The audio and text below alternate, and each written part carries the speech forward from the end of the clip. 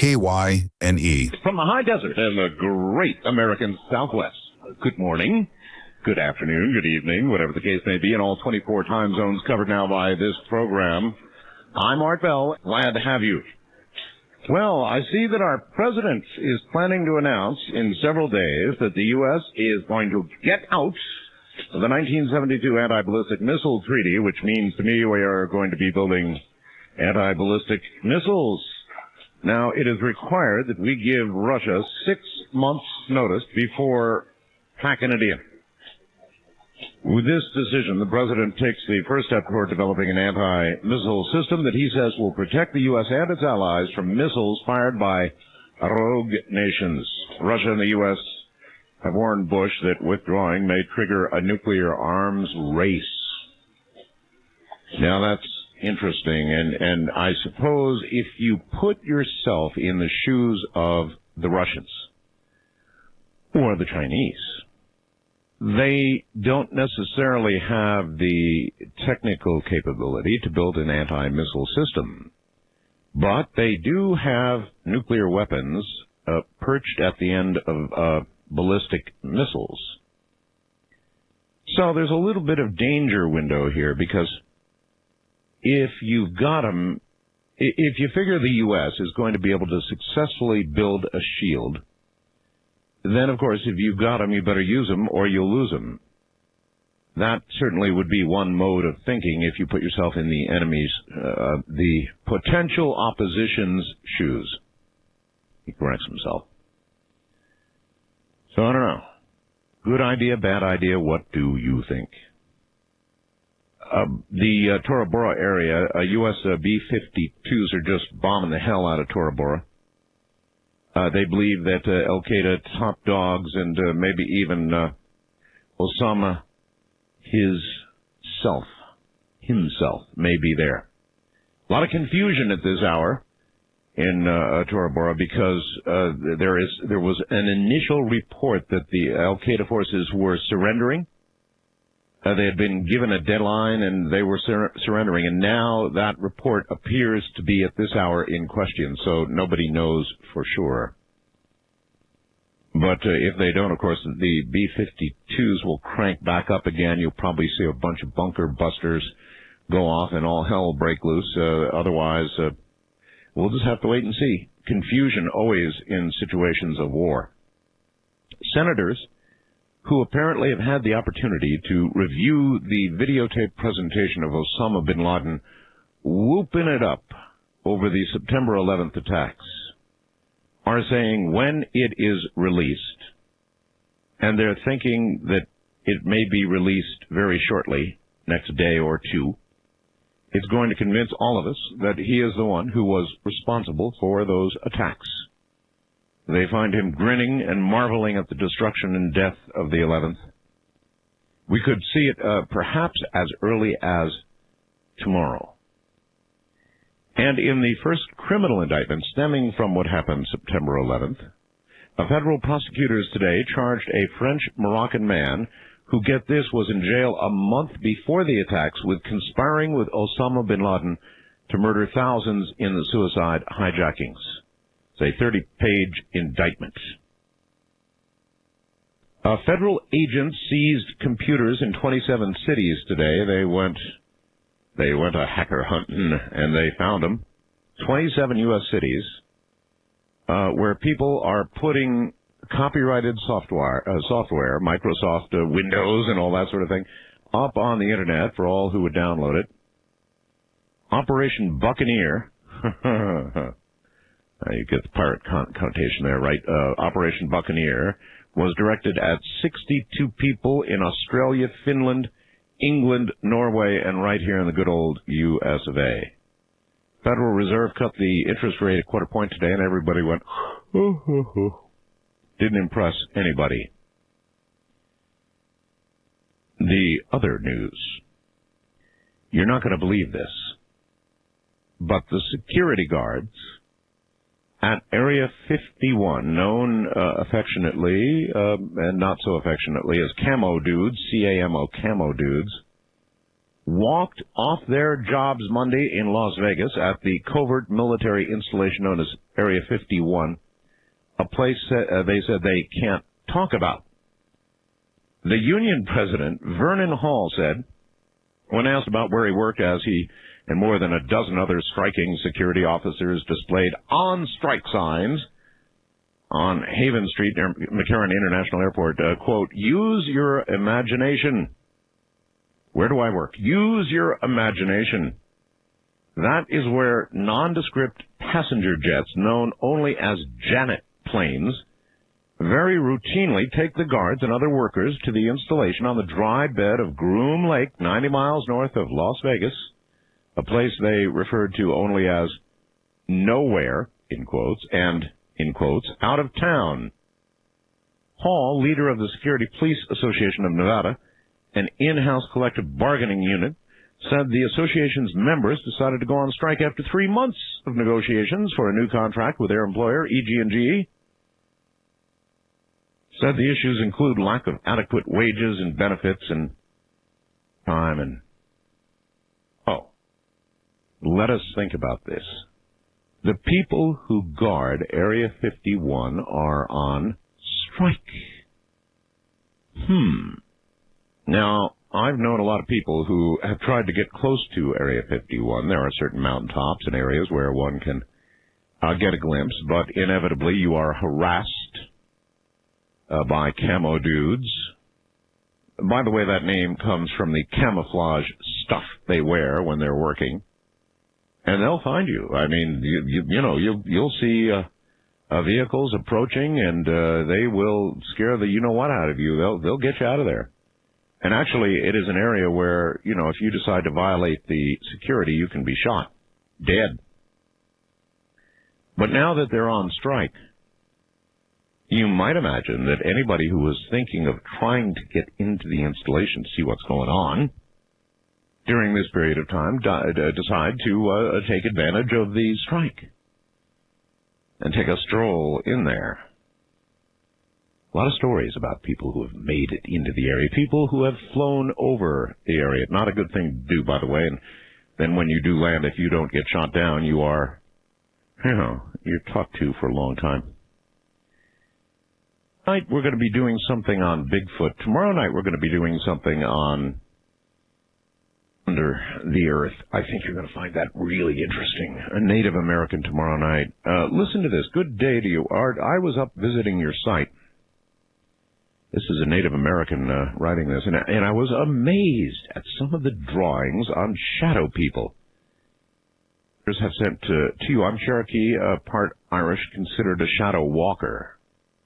And I'm sure there are others out there just like me to meet any. And by the way, looking at the drawings on your site, now I'm sure of it. There are different types of walkers out here, though. But with what your listeners are drawing, it appears about 75% of them are seeing shadow walkers. Shadow walking is kind of like astral travel, just a lot more intense. It can be done while awake, which most will, for example, do it unknowingly while they're sleeping. It's hard to explain, but to give an example of this gift, it's like a extremely strong, vivid visualization. I say vivid because you're able to touch, feel, and interact with other beings on different planes. But I feel it's really intended to help or protect others, never meant to harm or scare. So your listeners could be seeing another type of shadow person too. Skinwalkers, for example. They pretty much look like a shadow walker, but to the natives, they mean trouble. These walkers are considered shadow stealers, according to the elders. Once you are attacked by a skinwalker, there is nothing you can do to stop it. But no one has told me what may happen if you're attacked by one. It does, at times, seem like something from a Twilight Zone. But believe me, it's very real. We do exist. We do exist. And there's a lot more to this story, but later. Namaste, Art. Signed, Shadow Bear.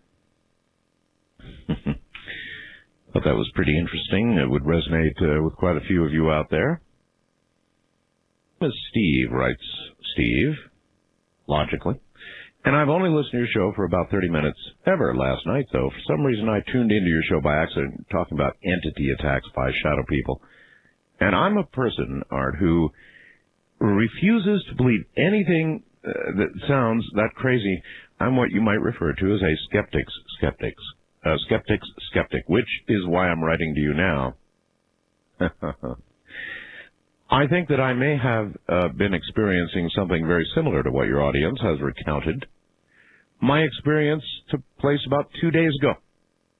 I was in the hospital with my wife because our 1-month-old daughter was admitted due to a high fever she had, about 11 p.m.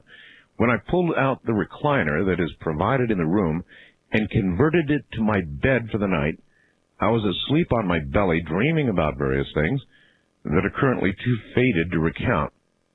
What I can recall vividly during my dream, I had become aware of my surroundings. Almost simultaneously, I felt an evil presence in the room. I was frozen with fear and didn't move a muscle, hoping it was just a bad dream. All of a sudden, I felt the mattress sink in as if someone had knelt on it. Oh, God. I then, he goes on, really panicked, but was still paralyzed. What came next really left an impression on me.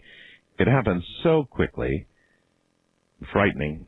I saw 2 black, featureless hands and arms grab each of mine and felt a body lay on top of mine. When this happened, I was engulfed by this infinite blackness and impeded any movement or breathing. I instantly thought, oh God, I have just died. This is what it is to be dead. And I began to mourn the fact that I would never see my family again. Just as I was giving into the situation, I thought to myself that if I'm able to think that I am not dead at all, that if I can think I'm not dead, I'm not dead at all. I then began to attempt to shake my head and succeeded. When I was able to move, I was released immediately from its grasp and felt as if I had woken from a deep sleep. Looked around for any sign of the being and found nothing. I found it kind of amazing that this topic came up on your show just days after my experience. And I guess this man now wants a skeptic's skeptic, he said, is something of a believer. Things erupting from the earth in strange places. Very strange places indeed. If you listen very carefully, that's the topic coming up in a moment.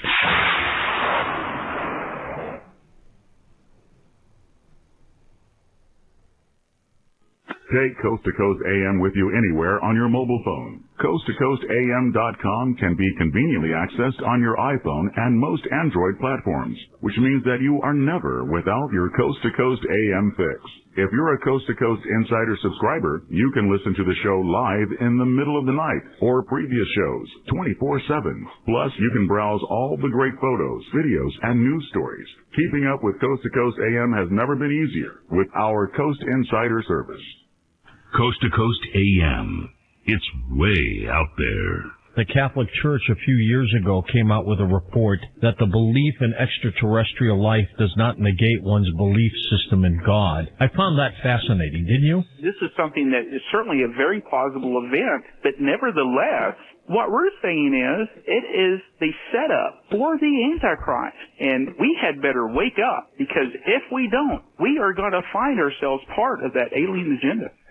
Today, KNYE, my radio station here in Trump, 95.1 on the FM dial, got in its T-shirts. That's right, we made T-shirts. And if you would like to see it, if you'll look at my webcam right now, artbell.com, and the webcam photo, you'll see me proudly wearing my new T-shirt, my 95.1 KNYE T-shirt. We also got, it's kind of cool, we got bumper stickers that we're going to begin to give away. We've got coffee mugs coming and all kinds of goodies. They're on the way. But if you'll take a look at my webcam, you will see our logo on my T-shirt. I love black T-shirts. I've always loved, and I hate white T-shirts. For camera stuff, if you take a picture of a white T-shirt at work, it looks like a white blur. It's awful. But black T-shirts, on the other hand, I don't know. There's just something about them. What's coming out of the Earth that ought not be? Or maybe it is normal. There's a big Arctic eruption going on at the Gakkel Ridge. And they've got magma coming up from the Earth's mantle. It's said to be rather exciting to be the first scientist to observe a volcanic eruption in an ultra-slow-spreading mid-ocean ridge, an event in and of itself that rarely occurs. Even better is discovering that the USS Hawkbill, which is a submarine equipped with scientific mapping tools, just happened to have been passing by at the same time and recorded the whole event, while the scientists on board were completely unaware of the eruption.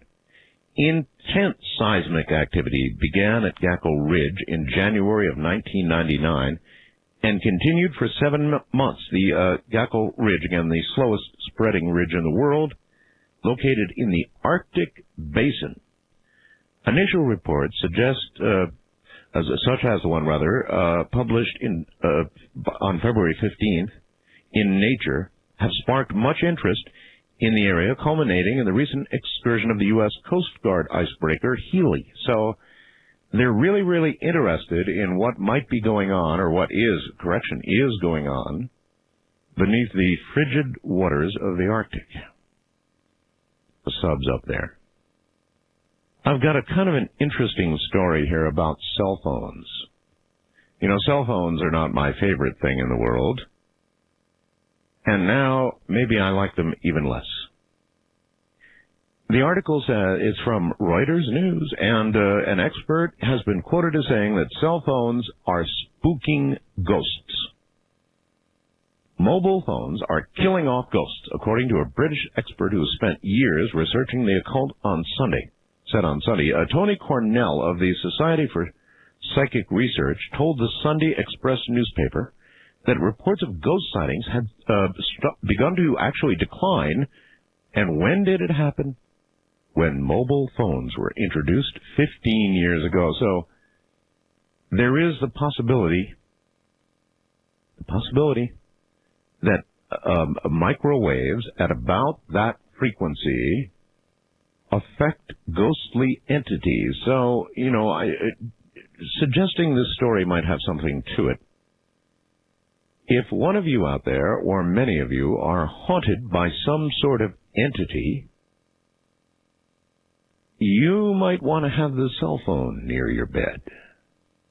And if something begins to approach in the night, as we heard in that email I read a moment ago, you might just want to pop your cell phone on and, I don't know, call some kind of number, and perhaps the radiation will save you or scare away whatever it is.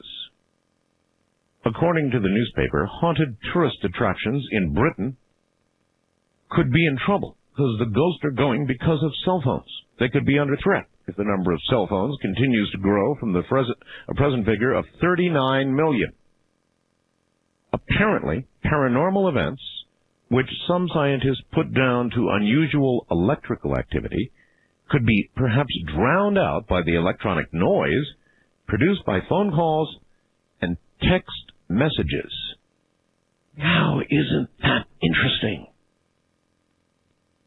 Paranormal events, which some scientists put down to unusual electrical activity, could be drowned out by the electronic noise produced by cell phones and or computers of varying sorts. So in other words, in one way, if you think about it, the more technical we become, the more technical society becomes, the less subject to paranormal events it may be. And maybe with all the electronics, we're just not listening for things from the other side. We're so consumed with things from this side all the time, right? Could be. Anyway, that's what the British experts think. We're scaring away the ghosts with cell phones. I'm Art Bell. In the nighttime, the Bigfoot researcher, Robert Morgan. And I think I've got a couple of surprises lined up for you. On the first-time caller line, you are on the air. Hello. Hello. Going once. Going twice.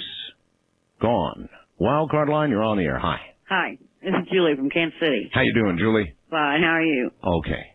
I was wondering if it's just me or if anybody else has noticed that on all the commercials and TV lately, we have these alien commercials, and they're like trying to get us used to them, and oh yeah. so we don't notice, like they're integrating them into society, so they'll just in the future they'll be like our buddies. Absolutely no question about it. So that one day, if we do hear about aliens arriving or see it on the nightly news with Mr. Brokaw, it will not be such a shock to us because we've been seeing it in movies and television and, hearing about it on my program. And it's really gotten bad in commercials. Yes, I know. Okay. I know. Well, I think there's a reason for all that. I think you're right. I was just wondering if anybody else had noticed that but me. How long do you think it's going to take before that happens? 5, 10 years? You mean before we get an official visit? Or before we get officially that they're around us and we're not supposed to even notice them? Oh, well, that could be. They could be around us. There is a large group of people, there are many who believe that they are here now, that they are all among us right now. Now, I don't know if I'm one of those people. Well, I might be. And as far as when we will be first officially visited, I don't know. I really don't know. However, if you take the crop circles in Great Britain, the most recent ones, the face, the glyph, into consideration, then it might be getting pretty close. Because it's gone from a sort of, with crop circles, a sort of, hey, guess what this is, folks, to more of a, here's what this is, folks. And I suppose the next step, obviously, from there would be some sort of presence or arrival. East of the Rockies, you're on the air. Top of the morning to you.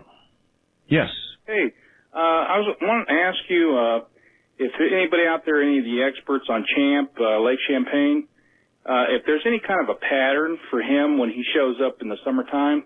Because my family and I, we'd like to go, just a camp, stay like at when who shows up? Champ, the lake monster. Well, I'm not intimately familiar with Champ, so is there a schedule for Champ?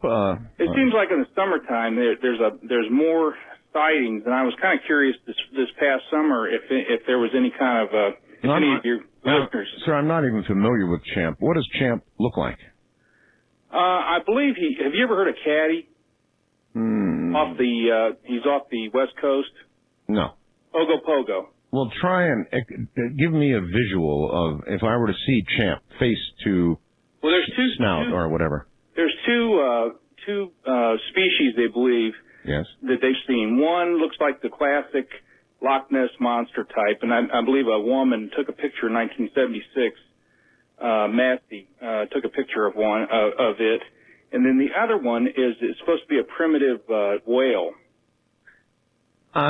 Then slightly reminiscent of a sea serpent, I guess, sort of reminiscent vaguely of a serpent and a little bit of dinosaur thrown in, huh? Right. The American Indians and the individual that discovered Lake Champlain.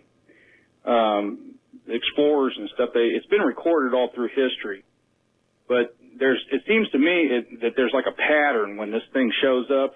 But now, the lake is open to the ocean. So it may well be that Champ comes and goes as Champ pleases. Correct. Maybe breeding or it comes in there, for certain reasons in the summertime. And that's when they have the highest sightings.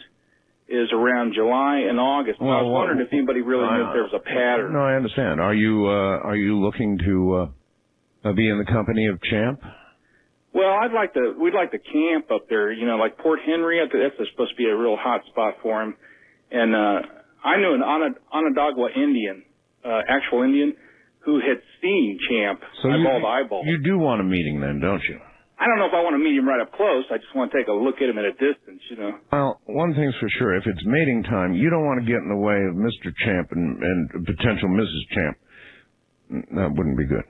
No, but I was just wondering if anybody out there, any experts this past summer, if there's been any... All right. Well, you've asked enough. They'll answer, I'm sure. Thank you very much for the call.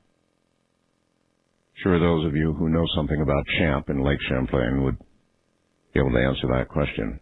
We are going to be talking about, I don't know, what is Bigfoot, you know? What is Bigfoot? Is Bigfoot a monster? Is Bigfoot a dimensional being? Is Bigfoot simply something that has been here all the time?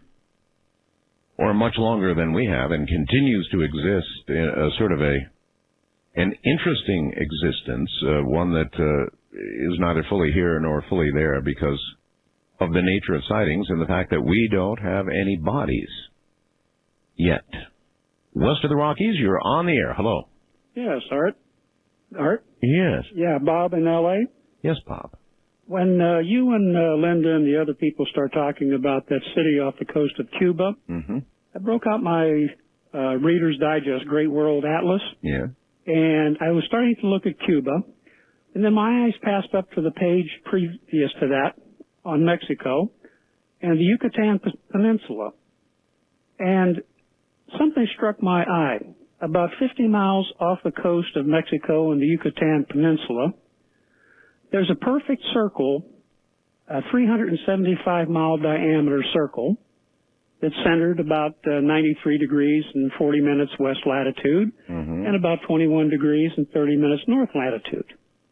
Now, at one time, they had postulated that about 50 million years ago, a huge meteor struck the Earth, and that's made that circle, yes. Right, that's possibly what sunk, the dinosaurs. Now, if you look at the Gulf of Mexico, I don't think the Gulf of Mexico was there at that time. Because if the meteor struck there, and you track it, the Gulf of Mexico, to the northeast, it heads right up towards the Bermuda Triangle. Right. Now, if that meteor entered into the Earth, and they say some postulate that it actually penetrated the Earth's crust. Now, that would have left a huge open borehole right down through there. Absolutely. Now, you move forward about 49,990,000 years. And here we are. And all of a sudden, you have people there, and it had subsided, the water came in, or there was just land there. And we had another cataclysmic event happen, and that particular area sank. Well, 2,200 feet. It is as good a guess, sir, as any, or as good a scenario as any. Right now, everybody is predictably in an uproar. As I read you last night, some British scientists are all upset about Paulina Zalitsky's find, and they don't like it. They don't want to hear about it.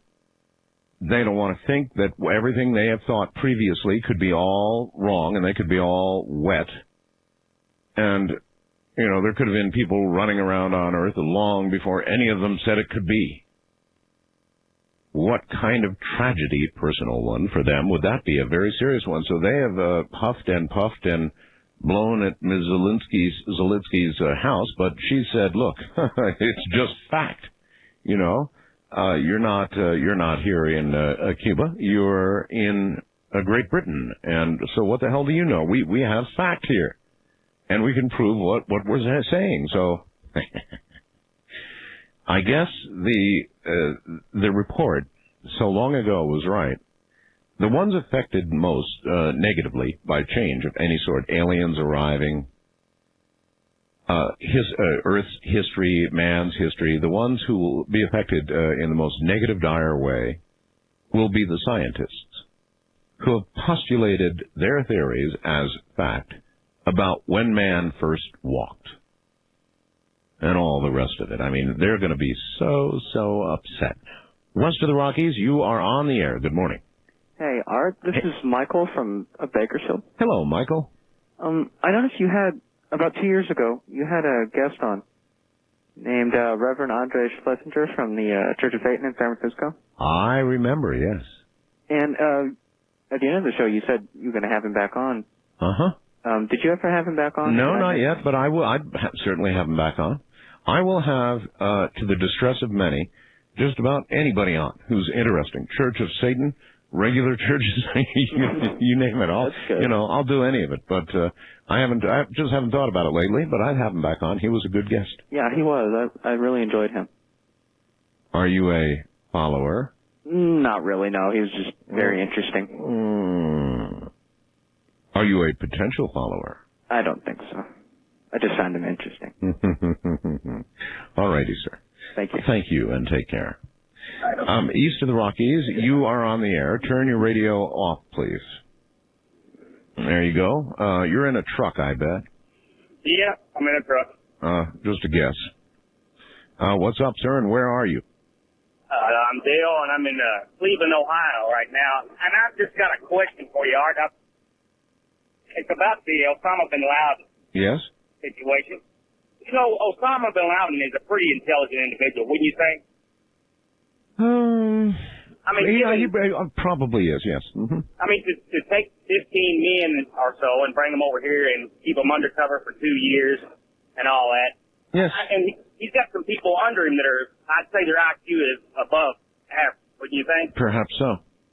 Well, given that, and if you was to go and take out the World Trade Center, and it being, like I said, being as intelligent as he is, wouldn't you think he would have a plan B after, in fact, he did what he did? Oh, absolutely. He basically sat over there in the Middle East and waited for us to just mow him down, and we're doing that. Yeah, look, to answer your question, absolutely yes. Of course he has a plan B. An escape of some sort. Or perhaps, on the other hand, he plans to be martyred, to allow himself to be martyred. Well, he's getting real close to that. If he's in Tora Bora, he's about to be shredded. If they haven't really surrendered, and again, at this hour, we don't know. There are reports of a surrender pending, but now that seems to be falling apart. And from war fronts and from front lines, you rarely get good, clean news. And even the authorities sometimes don't know what's going on. So either there is going to be a surrender or the B-52s are going to do their carpet thing, and some of those big bunker busters are going to fall. It's already a wreck over there, and Taliban's on the run, no question about it. But it's sort of the last stronghold, the last big fight. There'll be a lot of mop-up to do, and probably a great deal of guerrilla warfare that will follow. But the last big fight is either about to happen or there's going to be a surrender. The hours ahead will tell. First-time caller line, you're on the air. Hello. Yes, Art. That's Dwight from Moose Jaw, Saskatchewan. Hi, Dwight. How are you? Good, good. What I phoned about was something that happened to me, many, many years ago, 25 years ago. I was at the farm visiting my parents, and my brothers and my dad decided to sit down and play with the Ouija board. Yeah. Well, something really strange happened where on the farm there's a big square out on the property. It used to be part of the old Red River Trail, and it's recessed square in the ground, and then inside that there's another recessed square outline. And we got playing with the Ouija board anyway, and this Chief Buffo come through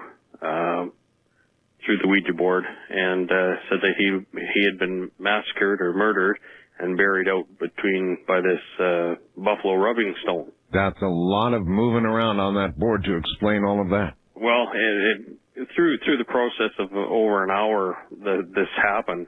And so we had a backhoe out there in the next couple of days, and we went out, and every time we went out, tried to dig up this stone, and around this stone it would start to rain. Now, as strange as that may seem, but that's one of the strangest things I ever come across. So, did you dig up the stone? No, we just eventually just left it the hell alone. In other words, you took that as a hint. Yeah. Do not touch the stone. Yeah, for sure. All right, sir. Okay, thank you. Thank you very much for the call. Wildcard line, you're on the air. Good morning. Hi, Art. My name's Ryan. I'm calling from Concord, North Carolina. Hello, Ryan. Hey, I just wanted to make a quick comment on the story you read earlier about the fewer ghost sightings since the introduction of mobile phones. Cell phones, yes. Yeah.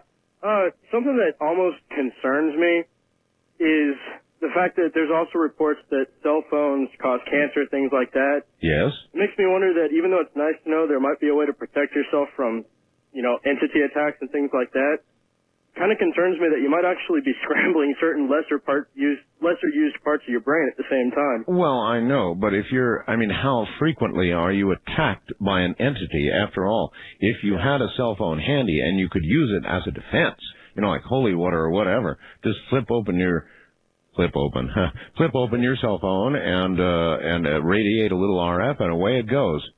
But there's one less soul to feed. Where is this entity going, and what are you doing to it with these frequencies?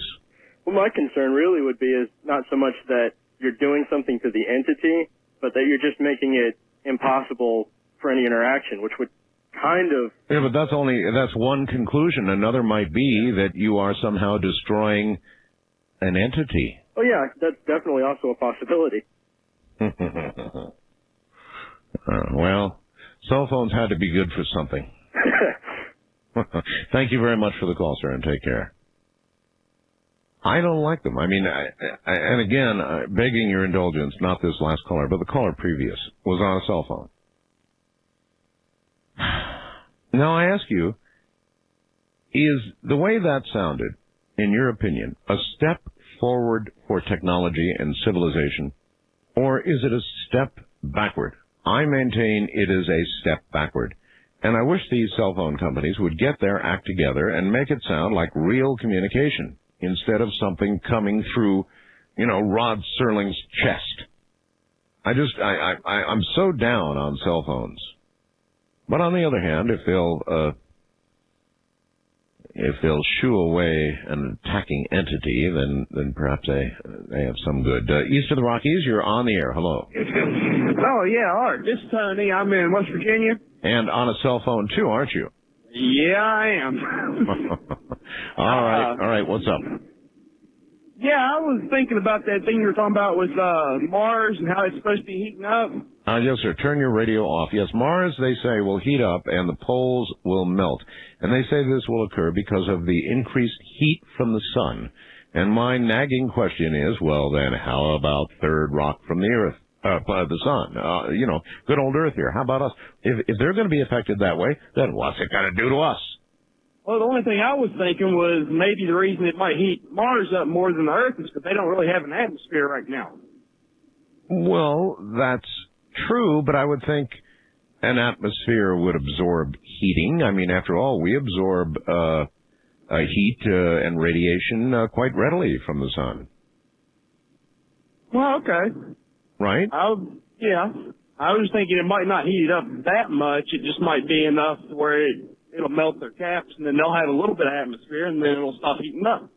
Well, maybe, or perhaps, as I said the other evening, there is another possibility, and that is that depending on the sun's cycle, or cycles within cycles, it may be that every now and then Mars becomes the habitable cool place to be with an atmosphere and water and all the rest of it. And then Earth becomes the not so cool in more ways than one place to be, and frankly, not so habitable. And maybe it's a big race to see whether we can get transportation for most of us from here to there before it happens. Robert's initial encounter took place in 1957 in Mason County, Washington, when he came face to face with something he considered, in quotes, a giant gorilla following his stint in the U.S. Navy and his education as a data processing systems engineer for the FAA. Robert launched a career both in filmmaking and the search for the truth behind the Bigfoot. He recruited a 17-member science advisory board that included many luminaries before organizing 6 of the most scientific expeditions ever formed in America. Backed by the National Wildlife Federation and other private parties, his 1974 expedition resulted in the classic film The Search for Bigfoot and his inclusion in the record-setting Smithsonian series Monsters, Myth, or Mystery. His photographs have appeared in many publications, including Arthur C. Clarke's works, Brave Magazine, and multiple other works, has appeared on many TV and radio shows, including repeatedly here. In addition, several Native American dignitaries have assisted Robert. Robert Morgan coming up. And now here is Robert Morgan. Robert, welcome to the program. Thank you, sir. Thank you for calling me and inviting me back. Oh, it's just great to have you back. Well, I consider you sort of the ultimate Bigfoot guy. And I know there's a whole community of Bigfoot researchers out there. I might add, not all of whom love each other. That seems evident sometimes, and that's sad, isn't it? Yeah, I was going to ask you about that. Why is that? It's sort of seems like there's a lot of, I don't know, jealousy and infighting, just like in the UFO community, and maybe any community for that matter. Among those who speak to the issue, there's just a lot of infighting. How come? Well, this goes, at first, when I first encountered it, I thought that it was strictly an ego thing, and I thought that perhaps it was because some of the, I call them so-called researchers, were more into the research to gather limelight to themselves, to attract attention to themselves. A lot of them were from very small towns, and they were the big man on campus, so to speak. And they really had no academic credentials behind them. They had no really formulated plan of any sort. And so I thought, well, gee, maybe it's just because there aren't really a lot of scientists involved. But then the more I got involved with science in other facets, I discovered that there's a great amount of professional jealousy in the scientific community. And I think one of the greatest, disservices has been done to Dr. Grover Krantz at Washington State University, a comparative anatomist and a very well-educated man. And his book, The Track of Bigfoot, things like this, and his reports, he was really castigated by his peers. And many of the people that formed my science advisory board, one in particular, Dr. Carlton S. Kuhn, who is professor emeritus at Penn State, and he wrote a book that is now passed by because we've learned, as we've gone on. It was called The Races of Man. They also suffered the same thing, but at a different level. So I guess it just comes down that a lot of human beings are just jealous and small-minded, and I guess that's the way they are. Maybe that's why Bigfoot won't have much to do with us. I don't blame them, as I've said so many times, people talk about Bigfoot this and Bigfoot that, and I say, well, the one thing about them, I've never heard of them raping a child, kidnapping anyone. I've never heard of them breaking into a car, stealing it. I don't think they use dope, and it goes on and on and on. They've never declared war on anyone. Maybe they have just observed our civilization at afar for a while and decided contact is better not made. Well, I think that is absolutely true. I think that the more they have observed us, and yet they have watched the gentler side of us, and they've been seen many times. There's a school teacher in a small rural town in Ohio who have seen Bigfoot families, a small family. I'm not talking about anything large, but 3 or 4 at a time, come just outside the periphery of vision of most people near her small country school. It's down in the Amish country. And she was quite straightforward, and she said, yes, I've seen them now. They've been back 2 or 3 years, and they come down and they sit just out inside the woods and watch the children play. And I think that's fascinating. Another thing was old-time engineers on some of the smaller roads would tell me of them being seen watching the trains go by, just sitting on the bank and watching.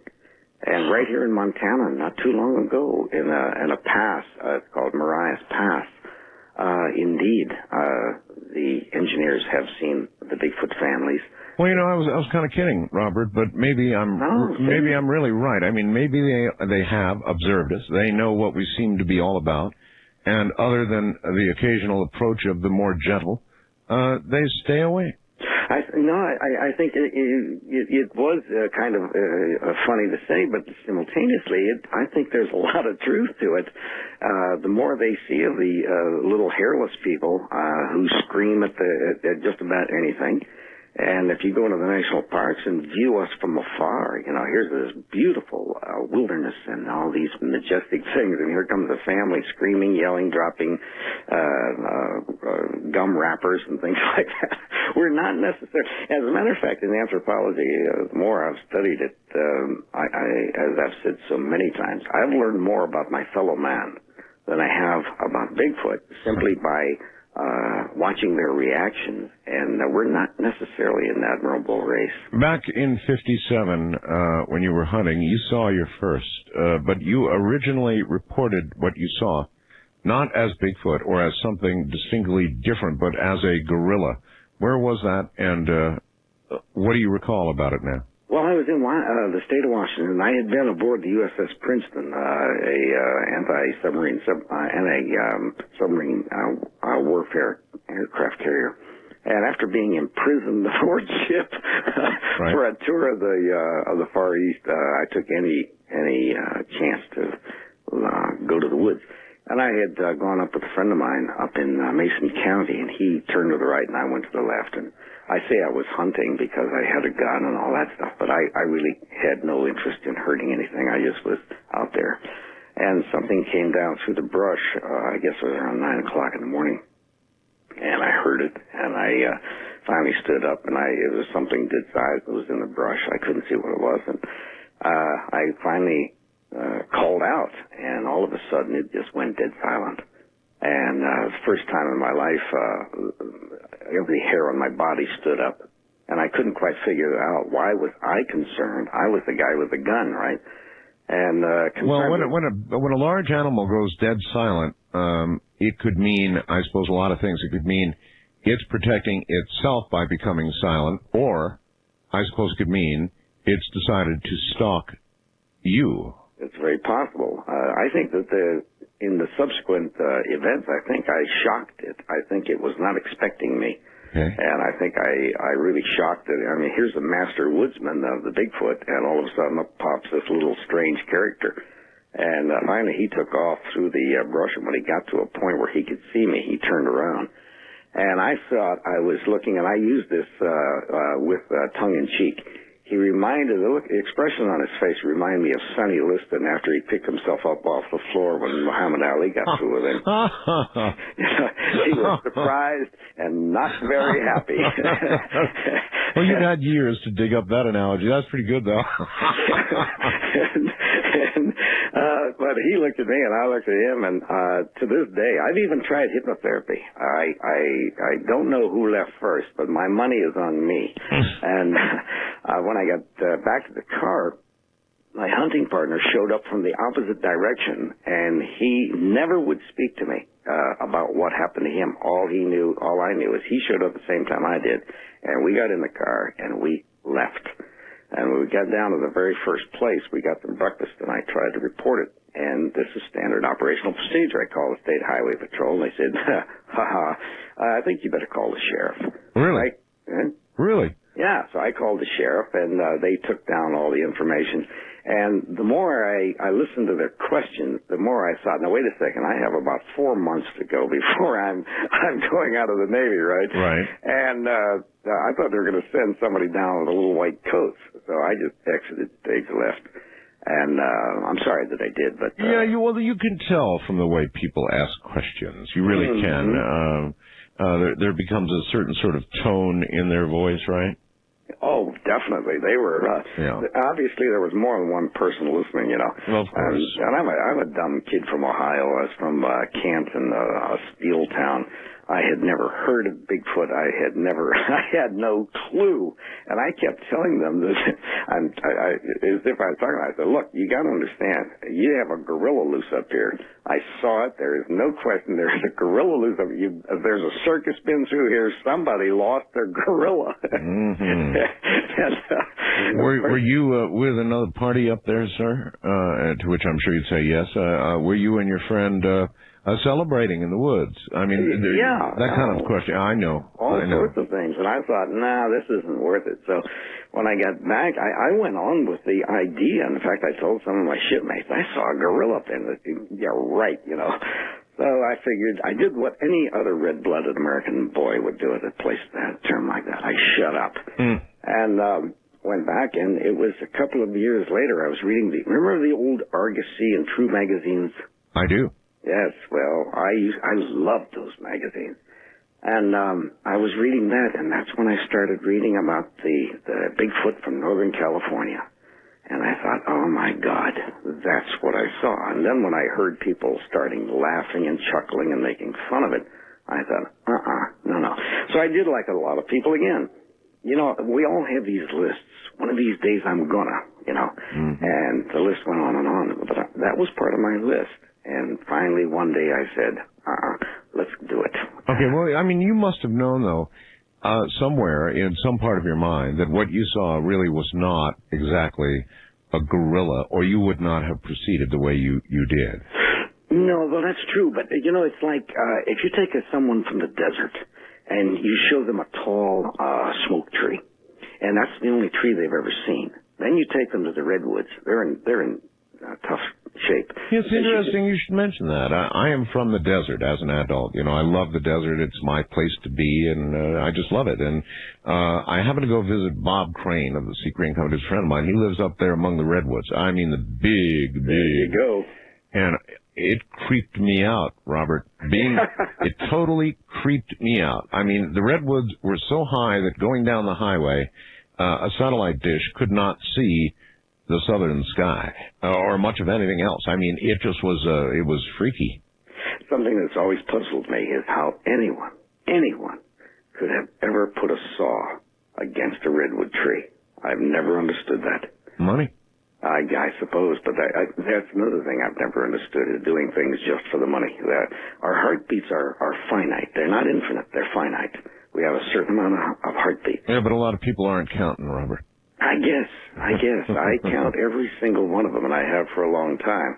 But I was a kid from Ohio, and I had no way of making a comparison. I had to compare it with something that I knew about.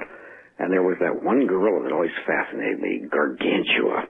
And so that's the only thing, that's the only equation I could make at the time. You organized a whole bunch of what would you call them?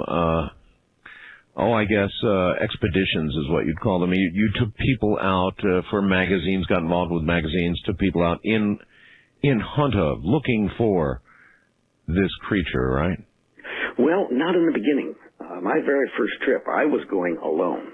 I had moved to Miami, Florida, and I organized myself. I always wanted to live in Miami, and I'd worked with the FAA, and I had some problems there that I just couldn't tolerate. They were buying useless parts for 86,000% markup, things like this, and I discovered it. And my position was fairly responsible, and I just couldn't handle that. Mm-hmm. So I realized the air traffic control system was in serious trouble. Met a fellow by the name of F. Lee Bailey. I'm sure you've heard of him. I've spoken with F. Lee. Yes, and he and Ed Janata, he had formed PATCO, which unfortunately ran up against Ronnie Reagan. But I spoke to him, and I just couldn't go on. And they said, well, why don't you resign, write a book? So I did. It was called The Life Jugglers. But anyway, it was about the situation. I got to Miami, and I thought, I'm going to the mountains. And I had run a statistical program. And I had chosen places in America, or in North America, actually, where the ecology had not necessarily changed, not essentially, and that the systems... the ecosystems could still support a life form such as that. Yeah, I guess you could sit down with a really good map and basically look at the totally isolated probable places. Yep, and you factor in things like Indian legends and recent sightings and just all sorts of things. I had a lot of fun. I had a lot of late night times and working with the computers. So I was able to write these little programs and run this thing, and it was testing the computer, and at the same time it was doing some good. And so I decided to go by myself, and I was going in the month of March because I figured they were going to come out of wherever they were, and they had to leave tracks. And little Bobby was going to be there on his snowshoes. So I set this up, and two fellows found out I was going. They said, nah, you're not going by yourself. We're going with you. And so that's how it began. And when we got back, I was petitioned by Ivan Tour Studios. You remember the people that made Gentle Ben and all that? Sure. So the president called me. It got in the newspapers because one of the guys had a big mouth. And I was just doing it for myself. I didn't even think the public would have any interest at all. Well, indeed they did. And Bill Graffet was the president of Ivan Tours at the time. He called me, said, "I'd like to have lunch with you." So I went up and, like a dummy, I went up and sat down and talked to him. And the more things went, of course, then the National Wildlife Federation called me, and everything is history from that point. During any one of these expeditions, did you find what you were looking for? Oh, yes. Oh, absolutely. As a matter of fact, on that very first trip,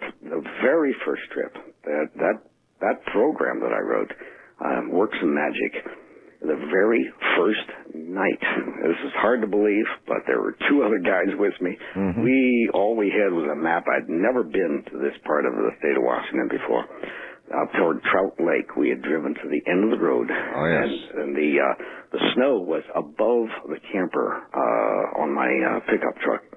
I got on the roof of that. We jumped off into the snow, and we went walking. It was such a beautiful night. We struck tracks, two sets, and there was a smaller one next to a larger one. We could not match the stride of the larger one, heading toward Sleeping Woman Mountain, which is a wilderness area. Now, these were tracks of 2 feet. They were bipedal. I was not a track expert at the time, so I didn't know how to really look, except that I did shine a flashlight in at an angle. And these people, whoever they were barefoot, because you could see the separation. Barefoot in the snow? In the snow. All right, I want to ask you more about those tracks, so hold on. We're going to break here at the bottom of the hour. Robert Morgan is my guest. By the way, there's breaking news on the Drudge website. Drudge says Gertz, the American captured that was with the Taliban, warns U.S. intelligence of impending bioterror attack by Al-Qaeda. That's on Drudge right now. I'm Art Bell. Good morning, everybody. Well, Matt Drudge has done it again. Breaking news. You know, that American who had been part of the Al-Qaeda. The headline is, Captured American Taliban warns U.S. intelligence of impending bioterror attack by Al-Qaeda. That's a big headline on Drudge at this hour. Breaking news. I'm Art Bell. Robert Morgan is here. And in a moment, I've got a bit of a surprise for you. Stay right there. Into the night once again. Now, suppose I were to tell you that I've got a couple of police. I've got a friend, a very good friend, named Renee Barnett, who's a television segment producer. And she said, Art, there's something going on with Bigfoot in Oklahoma. And she gave me the names of a couple of police officers in Oklahoma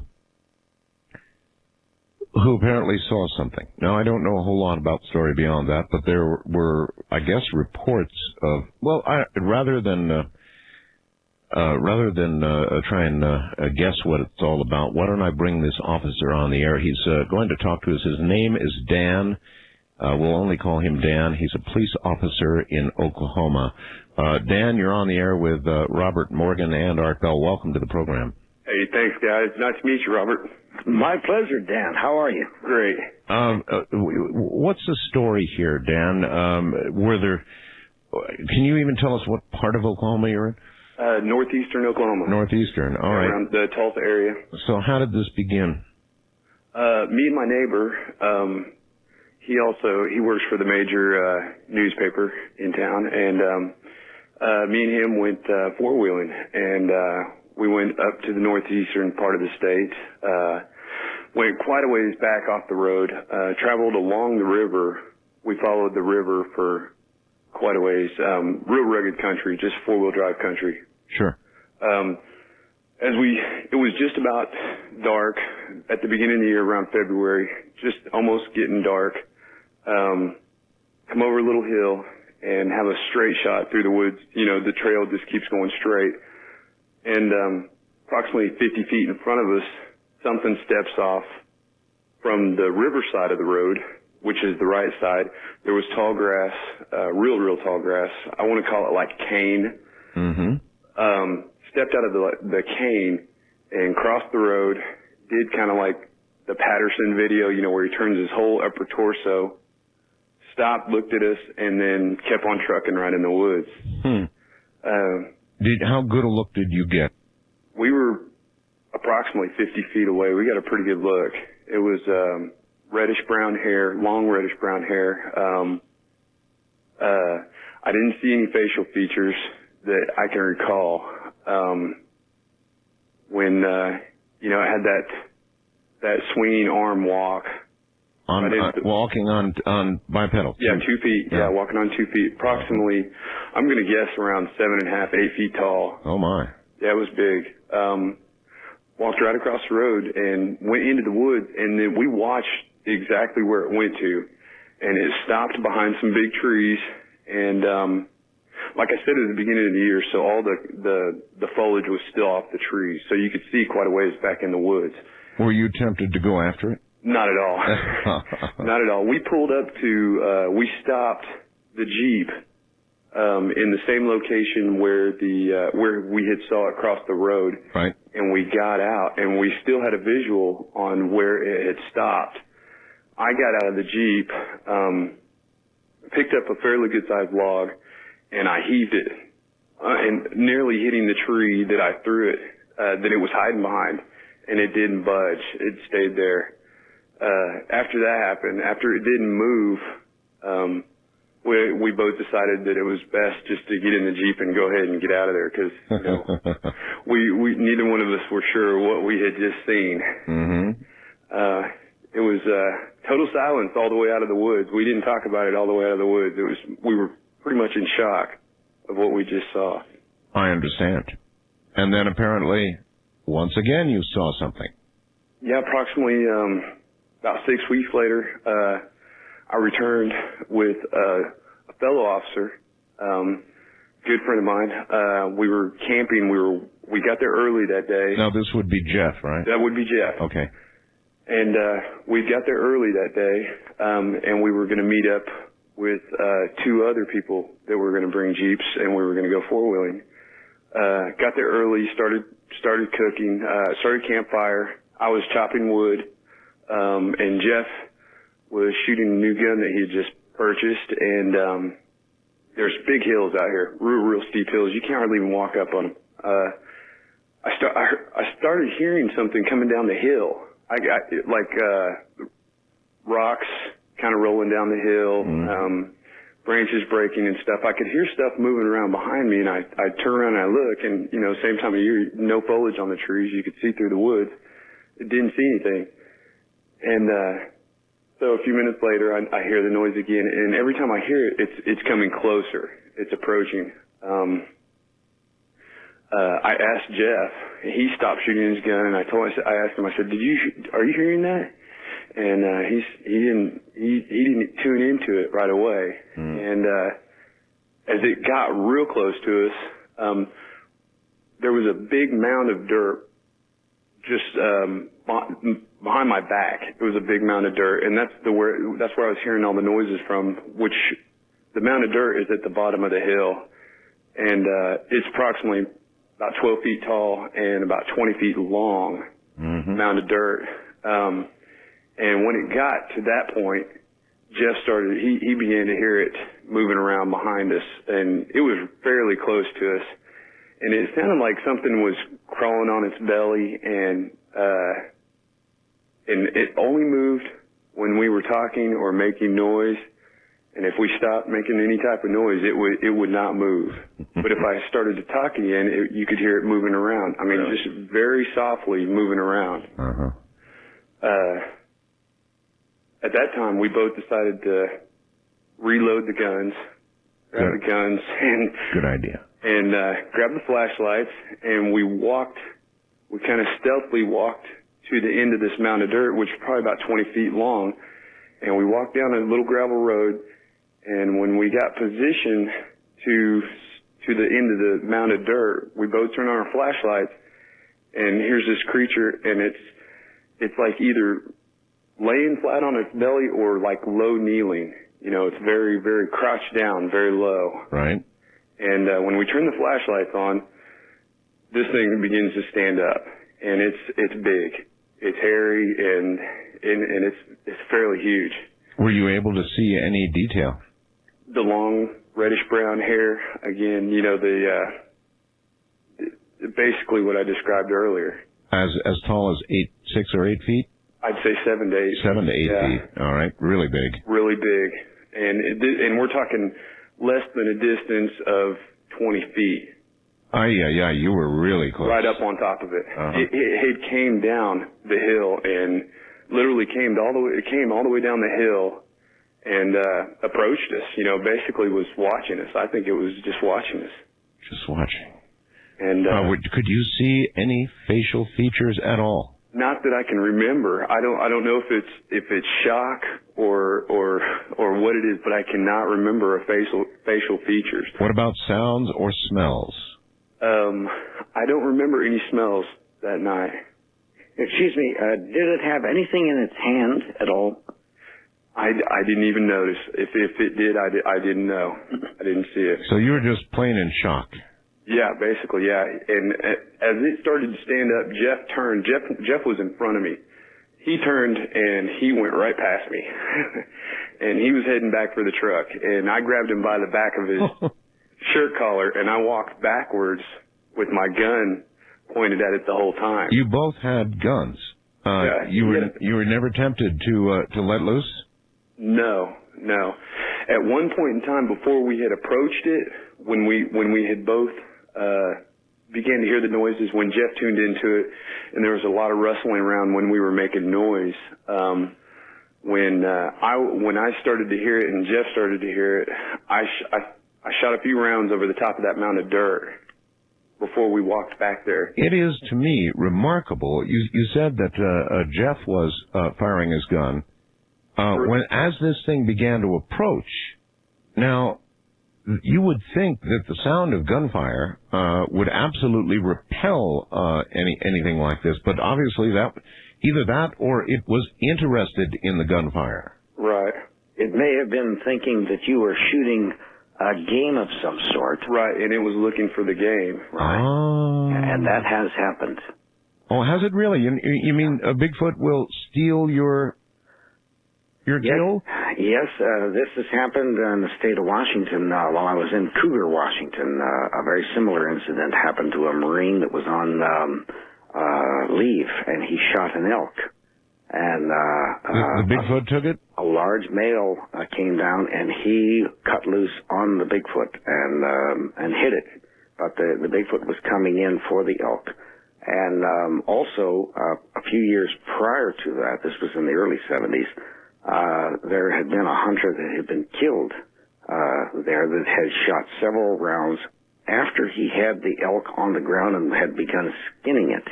And he fired several rounds, and unfortunately, he was badly beaten. Dan, have you tried to draw this creature that you and Jeff saw? No, I have not. Did you report this? Yes, I did. I reported it with David Wilbanks online, and he's at southernbigfoot.com, and that's where my stories, both of the stories that I just told you, are posted at. And since I've met with him in the last 8 months, we've been going back, and we've casted 2 different sizes of prints. One which was fairly small. Oh, you have casted prints? Yes, we've been back since then.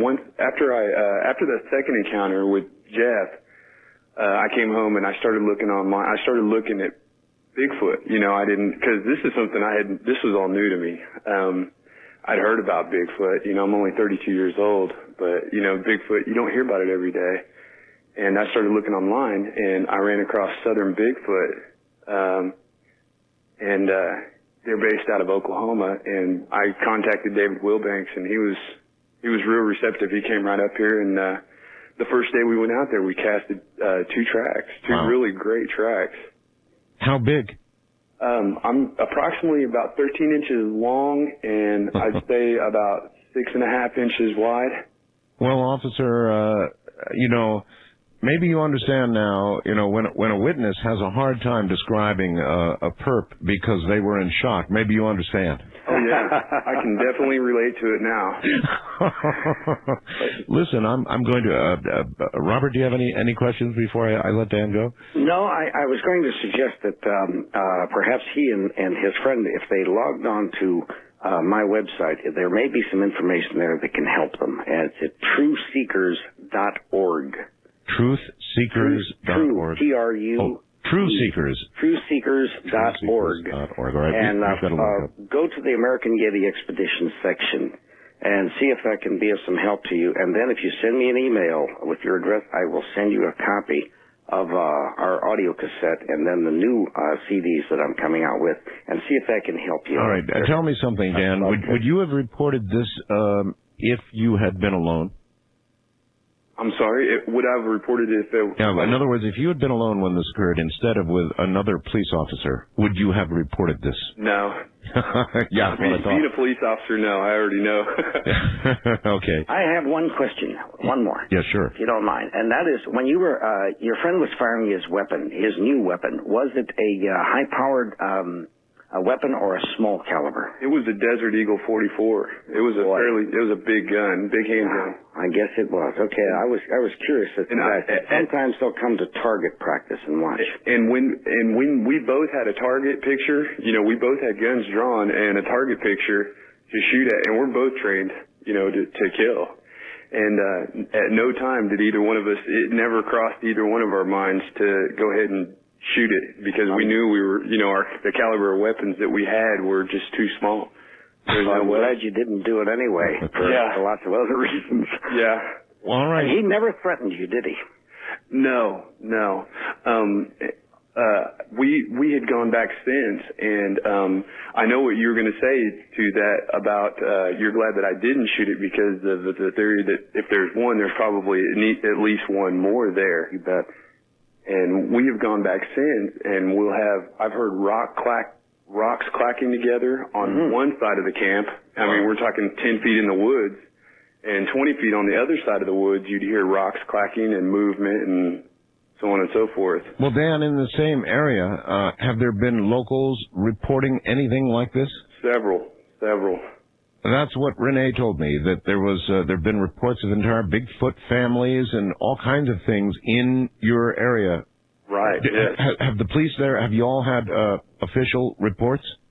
No, I haven't checked on the official reports. I've talked to several of the people that have lived there all their life, several of the business people that have worked there and lived there all their life, and they've all either seen or heard several stories about Bigfoot in that area. Wow. All right, my friend, I really want to thank you for coming on the air tonight. Thanks, Robert, and thanks, Art. You My bet. pleasure. Good night, Dan. And in a few moments, we'll speak with Jeff as well. He's the other officer who was with Dan.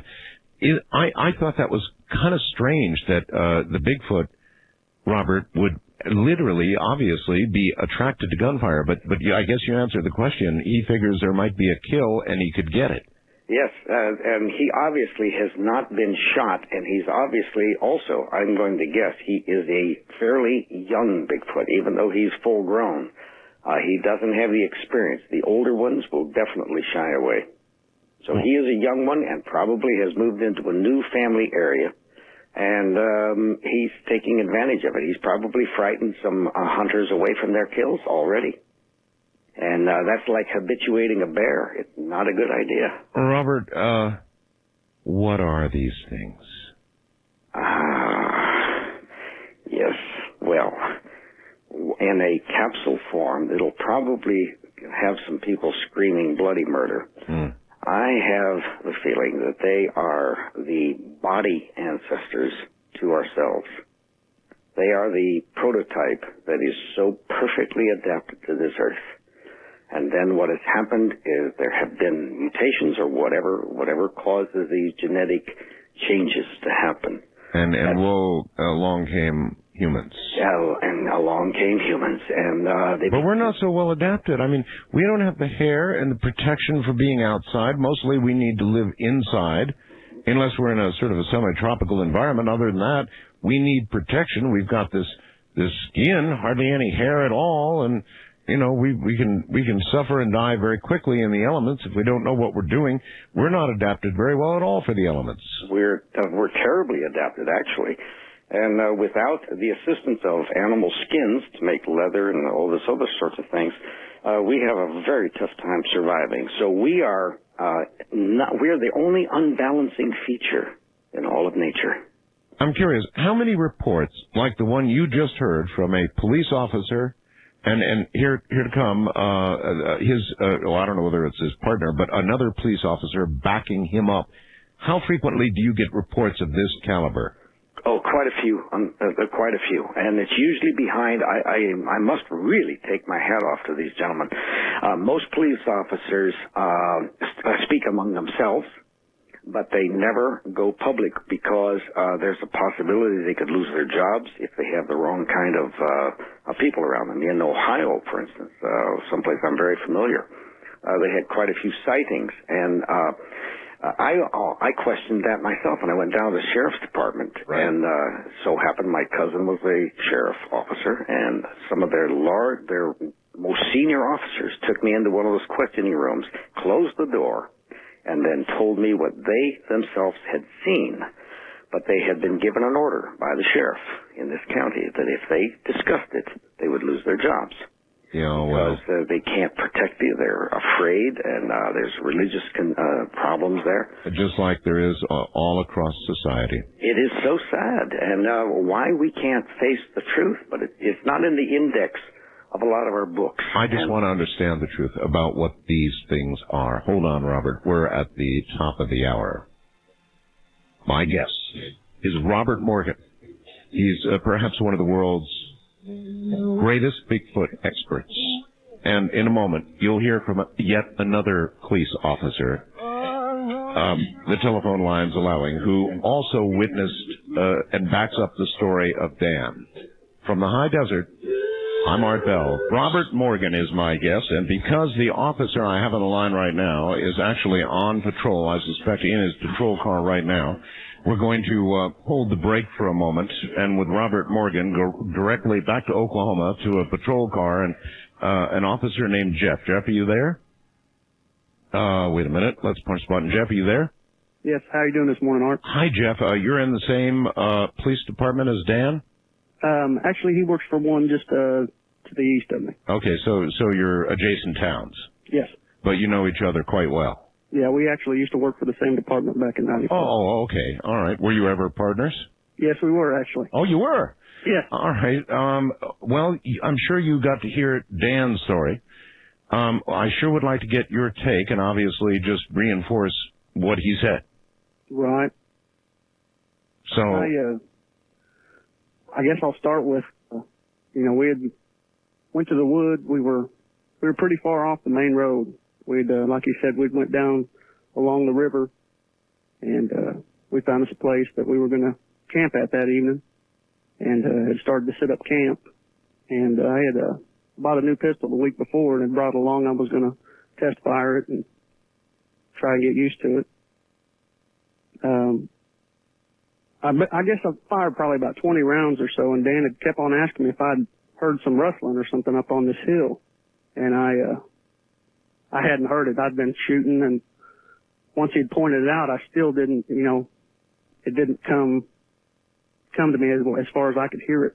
Well, your hearing was probably impaired. Right. And that 44 Magnum is pretty loud. Yeah.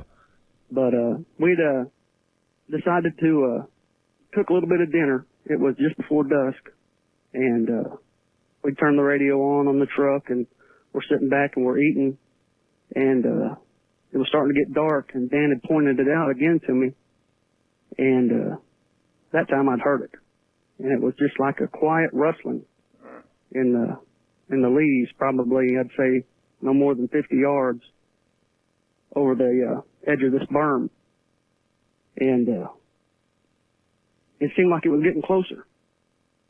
And once it got, I would say, probably 20 yards away from us, it actually seemed like it was starting to circle us. Oh. First it was going to the left, and then it started coming back to the right. And we're talking a pretty extended period of time because it was dark by the time it started coming back to the right, I would say probably 30 to 45 minutes that we had turned the radio off and were listening. And in that time is when Dan had fired, 5 or 6 rounds over this hill. We're thinking if it's, an animal out there, it's going to run away and, it's not going to bother us. But if it's somebody out there messing with us, they're going to say, hey, I'm over here, don't shoot. Right. Sure. And nothing. It didn't run away. And there was nobody out there, saying, hey, there's somebody out here, don't be shooting. And I'll be quite honest with you, I was starting to get a little anxious. Mm-hmm. Well, Dan told us about the confrontation. In other words, that you got around there with flashlights. Right. And you shined flashlights on this creature. And Dan said it raised itself up. And was probably, he said, about 8 feet tall. You concur with that? At least 8 feet tall. He didn't really get much of a look at the face because he admitted he was in shock. And I can imagine you may well have been too. Did you get any sort of look at its face? At the face, no. No, I didn't. In fact, the first thing that crossed my mind when I saw it was, it's time to get out of here. Yeah. And I was headed to the truck and I was leaving with whether Dan was coming with me or not. Oh, really? Yeah. Did you mention that to Dan? Actually, when he grabbed a hold of my shirt, I figured he had the idea because I told him I'm going with the truck and we're getting out of here. You did say we. Yeah. Good. All right. So then you really concur with everything he said. Is there anything he said you can add to? Other than, it really did seem like it was maybe crawling on all fours. When I first saw it, it was as if it was standing up and like it was on its knees. And even when it was on its knees, it appeared to be at least 5.5 to 6 feet tall. Aye. And as it stood up, that's when, I don't know if you want to call it fight or flight, but I was ready to fly away and get as far away, as fast away as I could. Makes all the sense in the world to me. You too had a gun. Yes. And you had reloaded and you were all ready to go. You could have fired that weapon. Why didn't you? It never even crossed my mind. In fact, until I got back in the truck, I didn't realize that I had the gun in my hand. I knew I had it, but it didn't cross my mind until I tried to open the truck door, and there was the gun in the way. Very, very interesting. So, in other words, you totally back up Dan's story all the way. Yes. Jeff, one last question. How have your fellow officers reacted to what the two of you have said? I think I might have told one other officer that I work with about it, my partner that works with me now on midnights. But I didn't tell my wife about it for over a month after it happened. And other than her and my partner now, I've told my dad and my uncle, and that was only a month ago. I haven't talked to anybody about it. You think you saw Bigfoot? I know I did. Robert, any questions for Jeff? Oh, I see what happened. All right, we've lost Robert. All right, well, listen, Jeff. Okay. Thank you. I can't thank you enough for coming on the air. Very brave of you to come on the air. Thank you so much. Art, it's been a pleasure. Thank you very much. Good night. And I'm going to have to get Robert back. All right, so there you have it. You have two police officers corroborating each other's stories who do not think but know they saw Bigfoot. Robert Morgan is an expert on all of this. He'll be back shortly.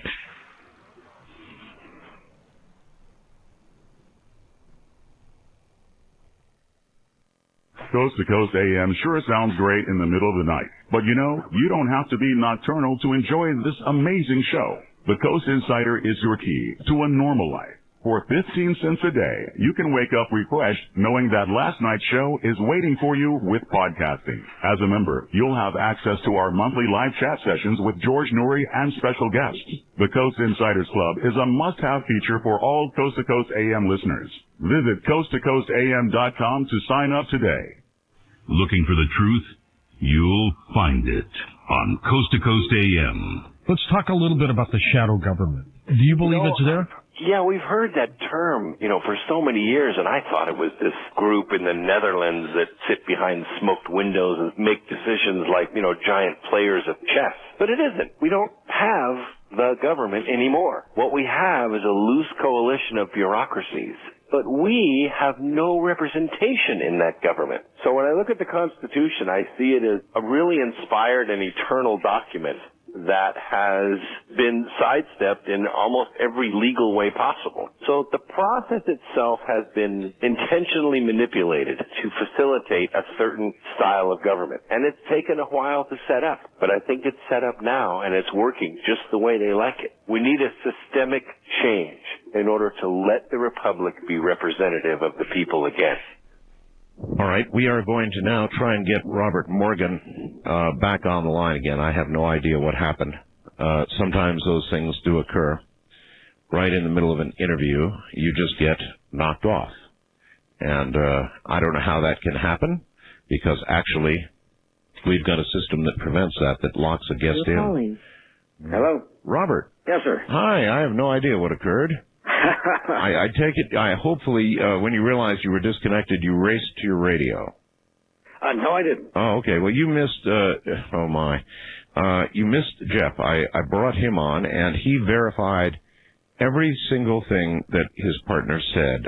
At the very end of the interview, I asked Jeff if he had any doubt that he had seen Bigfoot, and he said absolutely no doubt whatsoever.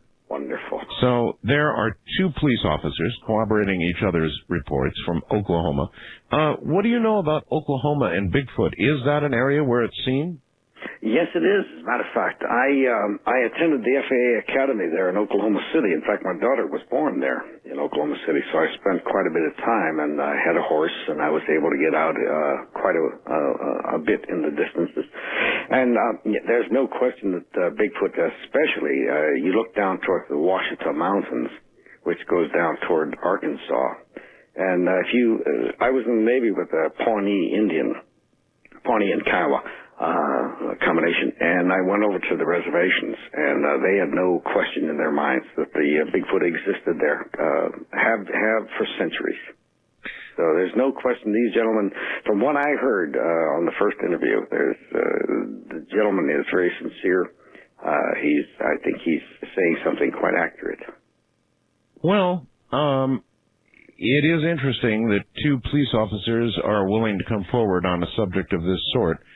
For the reasons that you laid down a little while ago with reference to Ohio. But I guess, departments differ wildly, and in some of them, I guess you're allowed to say what you saw.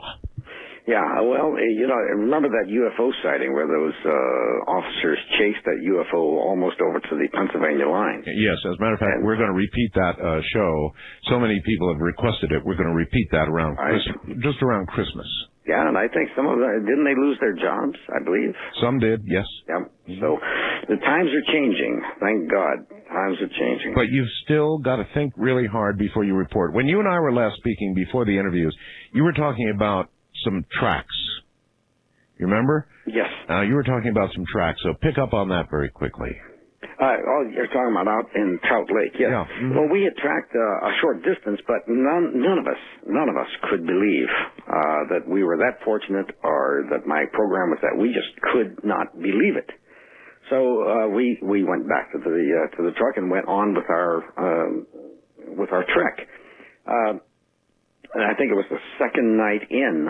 We were quite a ways up. We had stopped the truck, and we were now on snowshoes and hauling a sled behind us.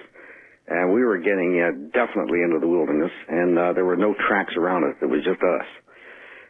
And we had camped next to a stream that was starting to flow. It was starting to break up.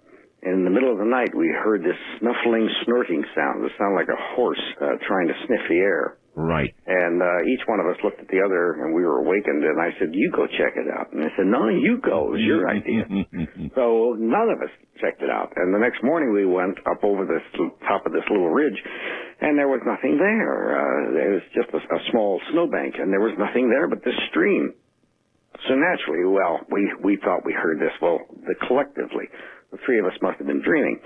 A few miles further up, we found where someone with large feet, barefoot, had come out of that mountain stream, came up onto the road, turned around twice, walked back down into the stream, and continued going downstream. We had some unfortunate accident while we were up there. We got into a whiteout, and the boots we were testing for a major manufacturer, we won't mention his name, froze my feet, and they were supposed to be waterproof. They weren't. Anyway, we finally had to trek out, and when we did get out, we found out that on the other end of that stream, going downstream into the White Salmon River, there had been indeed sightings. And about this time, they had had a sighting near Bonneville on the river, the Columbia River. So we pursued that. Of course, I was limping by this time on frozen feet.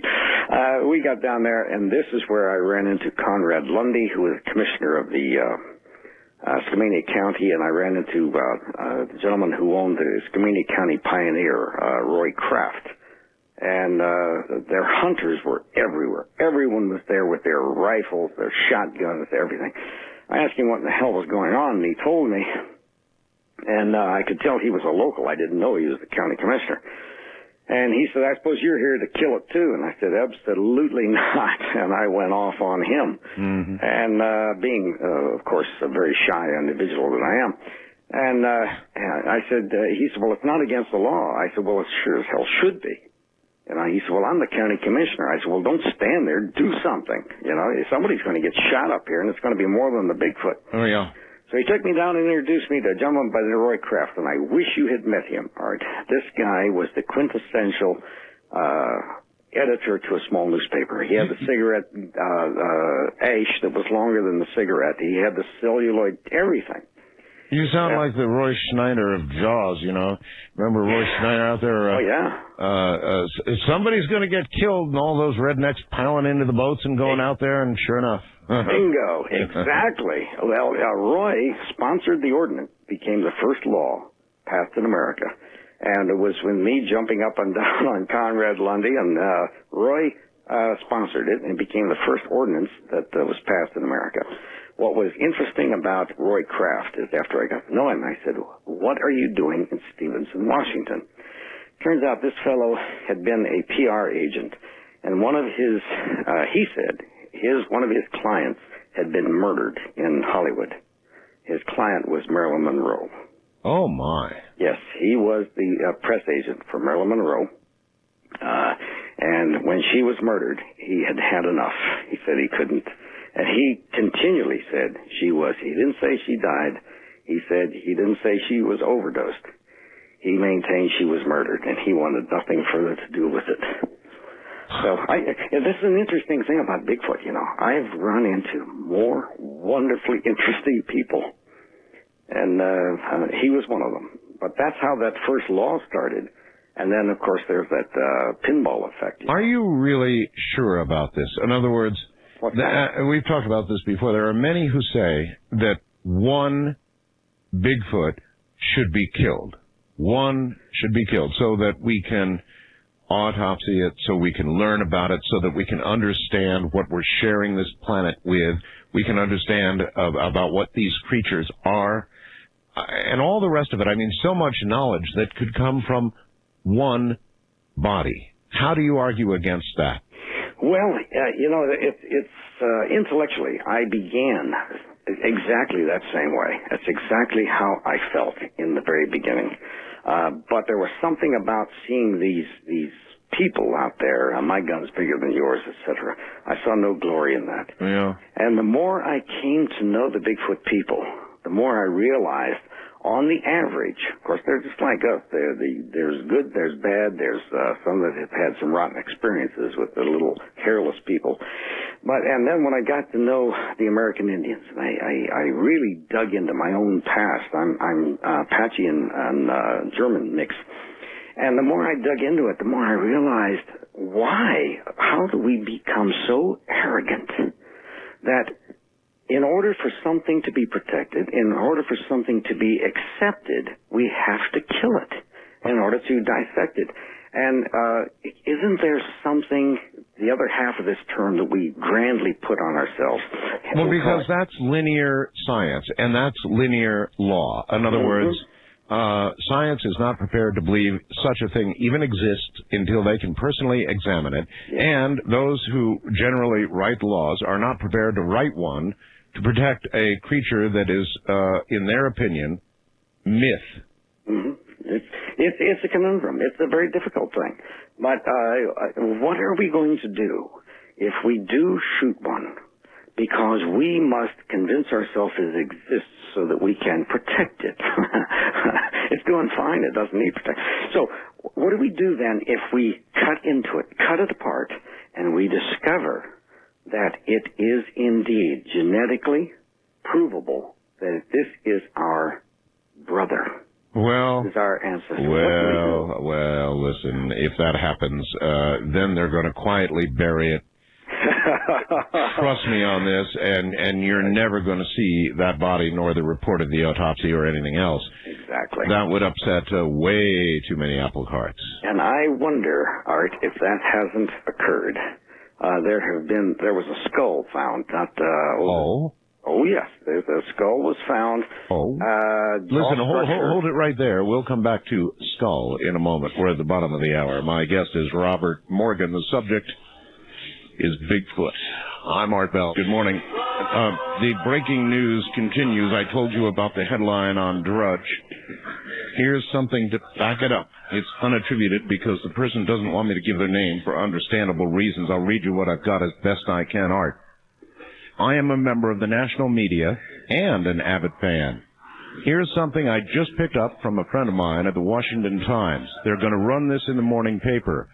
Please do not mention my name on the air. Regards, he gives his name, and he works for one of the big free networks, and I won't even say where. Washington, D.C. An American Taliban fighter held captive by Marines in Afghanistan apparently has told American officials that Al-Qaeda's next attack on the United States will take place in days and involve biological weapons. U.S. intelligence officials told the Washington Times. John Walker Lind, L-I-N-D-H, the Taliban guerrilla captured near Mazar-e-Sharif, said in intelligence debriefings at the U.S. Marine Corps base near Kandahar that Phase 2 of Al-Qaeda's war against the U.S. will occur at the end of the Muslim holy month of Ramadan, which, by the way, ends on Sunday. He told the U.S. intelligence officials that the Ramadan attack is going to involve the use of biological weapons. The information was among other intelligence reports that led the Bush administration to issue a public warning last week. Remember that? About a possible terrorist attack. So, this allegedly is going to run in the Washington Times within hours. And it certainly would back up what we are seeing on the Drudge report this morning. So I guess you're going to want to bear all of this in mind. Tomorrow night here, we're going to have a Native American named Red Elk. He is a self-described half-breed Native American from the Blackfeet and Shoshone nations, member of the Hyuka Native American Lost Boys, which he is one of 12 inner Hyuka.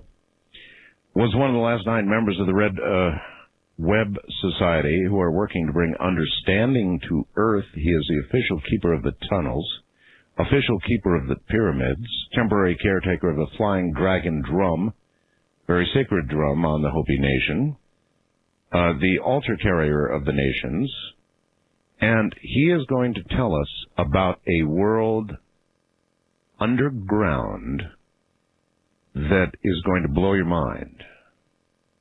Red Elk tomorrow night on What's Below Our Feet. Now back to Robert Morgan.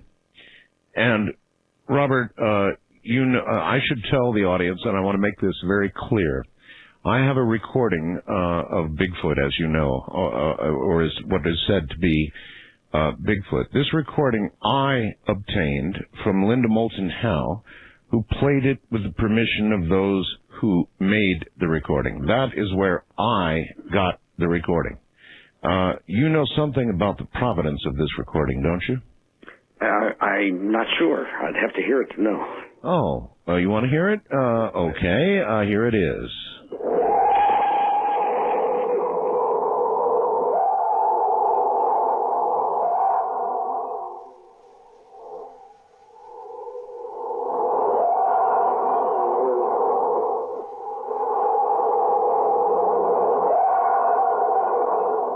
That recording, Robert. Mm-hmm. Yes, I've heard that before. I'm not too awfully intrigued by it. The best recording that I recall is that I can endorse is by Ron Moorhead's group. They have a thing out, the Bigfoot recording. That particular recording, I've heard that multiple times, and it's nothing that I have ever heard. And I've heard them do all sorts of strange things. I have never heard anything like that. Have you heard a scream? Do they make a screaming sound? Oh, they make all sorts of sounds. All right. I've got one other that purports to be Bigfoot. What about this one? Weird. Listen.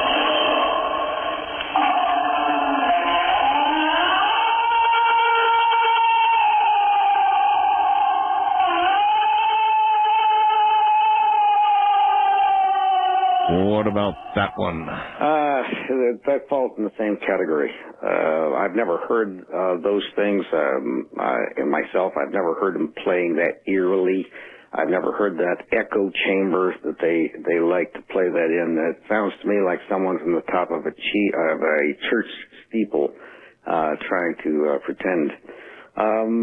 The recording or the sounds that I've heard of, they have never done anything like that. What have you heard?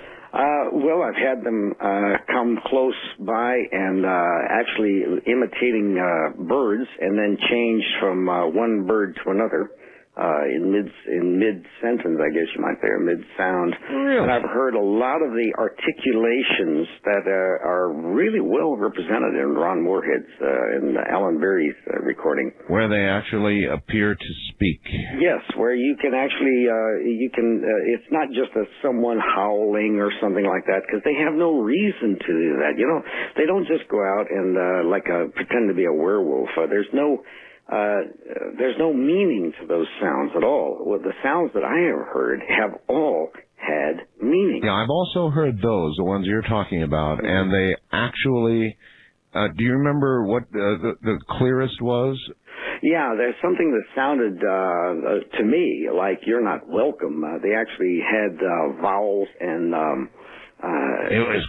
Like right, that, kind of like that. Right, and which was tough to swallow at first, but the more I've listened to it, and more than that, even going on beyond that, because there's no sense in projecting what we would like to hear, but to realize that they're using vowels and so clearly.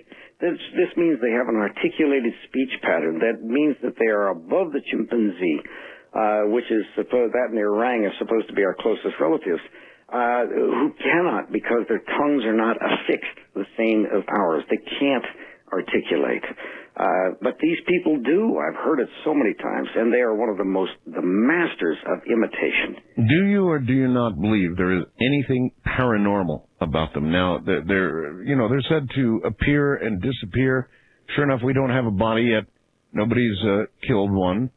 And there could be reasons for that that wouldn't be easily digestible. Do you buy into that or not? No, not at I have seen nothing whatsoever that was. Well, we have to define paranormal. That's a subjective term in the sense that if we lift above the normal, indeed they are. But do they go into other dimensions and play Puff the Magic Dragon? That's right, yeah. No, not at all. And I appreciate the folks that are reaching for that, because I think they're looking for some other force outside of ourselves. Sure. And I understand that, and I'm not saying it's not there.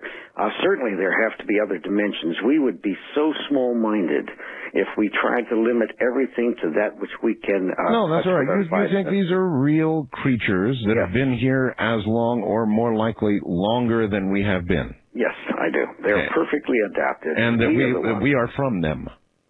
I think so. I think our body is. Now we're getting into something a little bit more esoteric. Do they have the same essence that we call a soul? This, I don't know. I just don't know. I wouldn't even pretend to know such a thing. Oh, hell, I think cats have souls, so, They probably do. They probably have souls. I would assume that they do because, again, we would be so arrogant, wouldn't we, if we say, oh, we're special because of this and that and the other thing. Well, they protect they're very family-oriented, aren't they? Very much so. And another thing that I've never heard of a dumb Bigfoot, that is a product of inbreeding. And this tells me that Mendelian genetics is holding up quite well, and this is one of their dangers. Interesting. Sure it would be.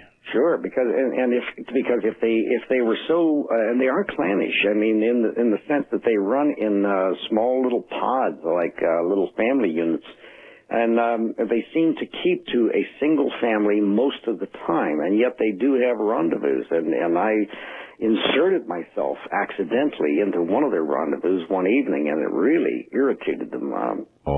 Oh yeah, we had gone down.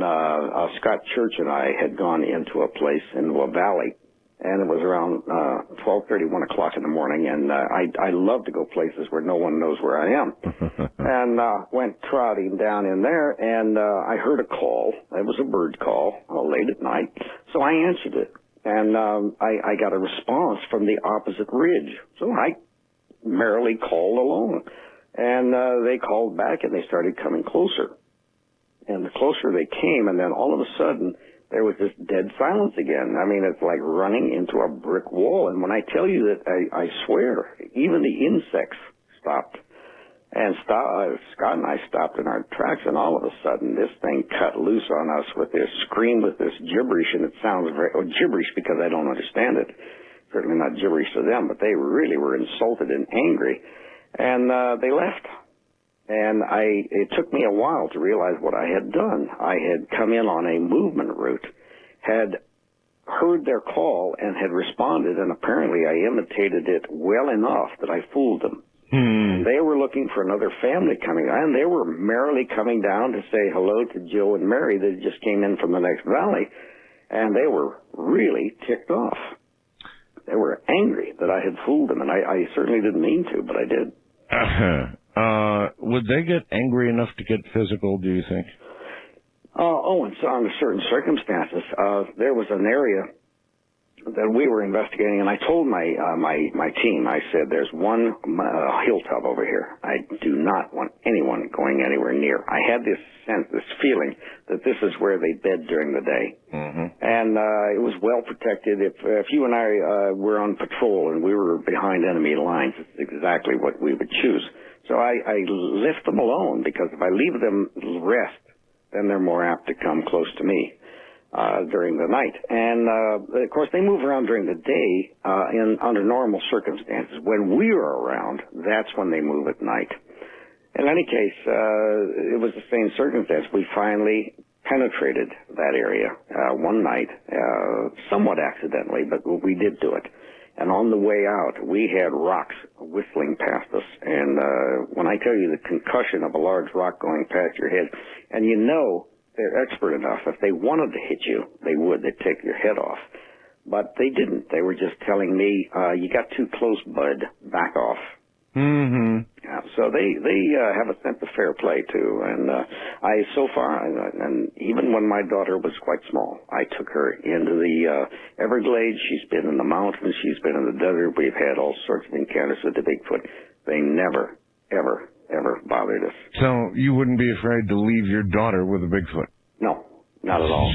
I think she'd be perfectly protected. In fact, I would worry about the Bigfoot. Yeah, oh, really? He's a tough one.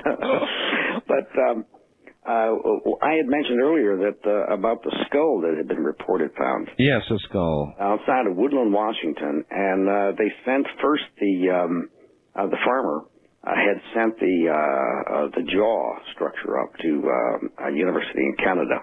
And then they had come back later and asked for the entire everything, and they take the rest of the remains up there. And this jaw structure you could fit over your face, and they promptly lost it. Oh, they lost it. Oh yeah, they lost it. And the University of Miami is guilty of the same thing. There was a femur down there that was huge, just absolutely long, and it was hanging in a curio shop, and one of the anthropologists took it in, and it disappeared. And outside of a little town called Ashtabula, Ohio, there had been a graveyard found up there when they first started clearing the land for the city, and they discovered these bodies that were in excess of between 6 and 7 feet tall. And, you know, our ancestors were not that tall. If you look at go to the museum and take a look at the riding habit of George Custer, you know, he was about 5'3". Yeah, it's true. We have grown taller and taller as time has gone on. Genetically, we're getting taller. But here's this ancient graveyard, and now you go to Ashtabula and try to find that. That was cleared out, and those bones are gone. So, you know, as I've said so many times, we have this common prayer. Please God, Allah, Buddha, whoever, please let me get through this day without a single new thought. And this is unfortunately true. You've got a couple of CDs out, isn't that right?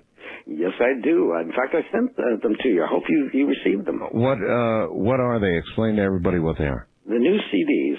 I had made the Bigfoot: The Ultimate Adventure, which is an audio cassette, and it is true an adventure. It takes you into the woods and teaches you my method of coming in contact. But you only have so much time on a 90-minute cassette. I was bombarded. So finally I came up with the Bigfoot Pocket Field Manual. It covers 2 CDs, and these CDs give you absolute 100% everything you will ever need from the beginning. You don't know anything about Bigfoot to actually putting yourself in a position.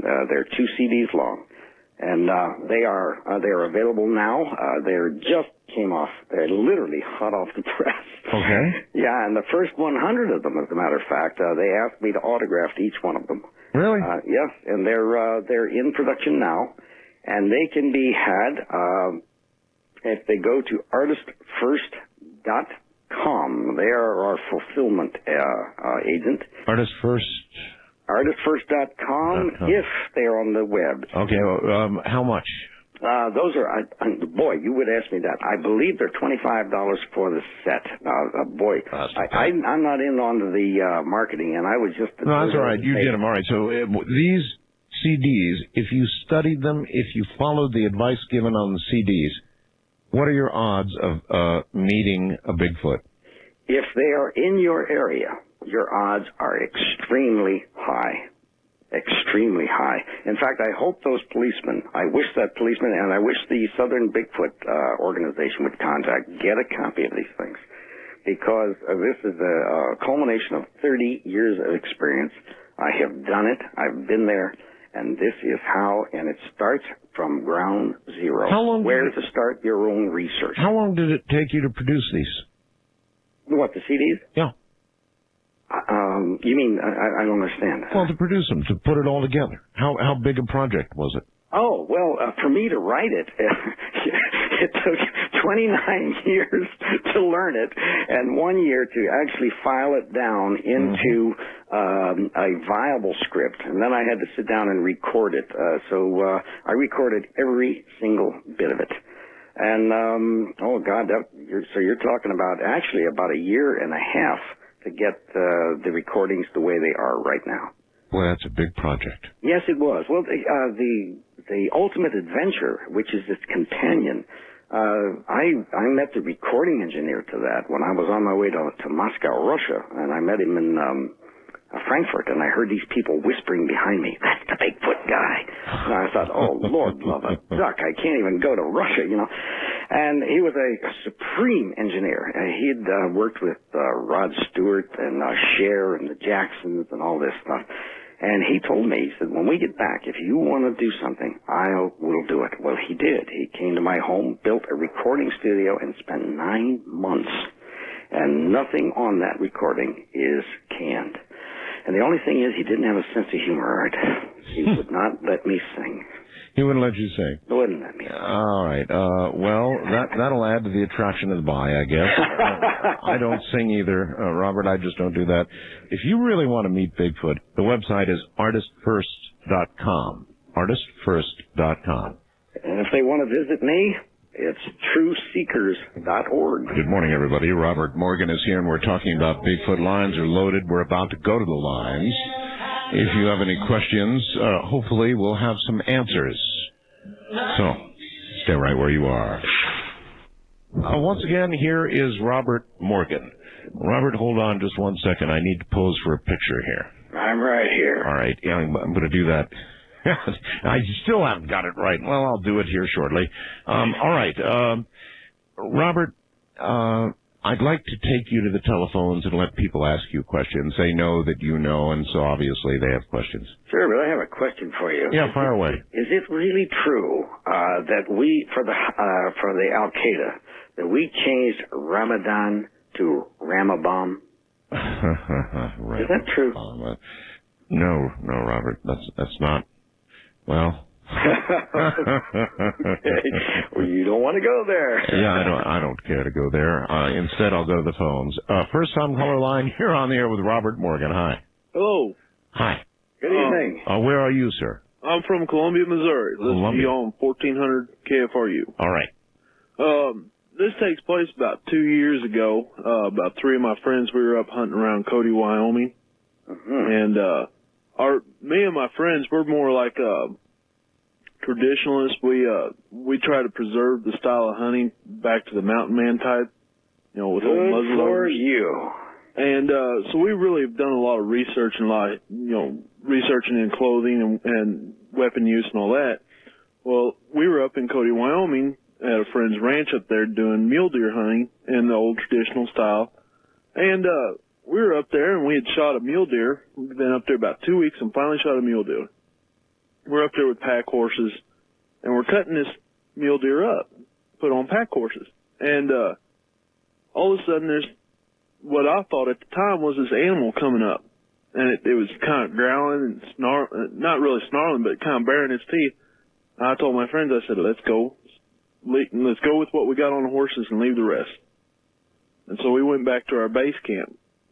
Later that night, I heard rustling in the leaves. And I told my friends, I said, well, bears are trying to get to the meat. Let's reposition it.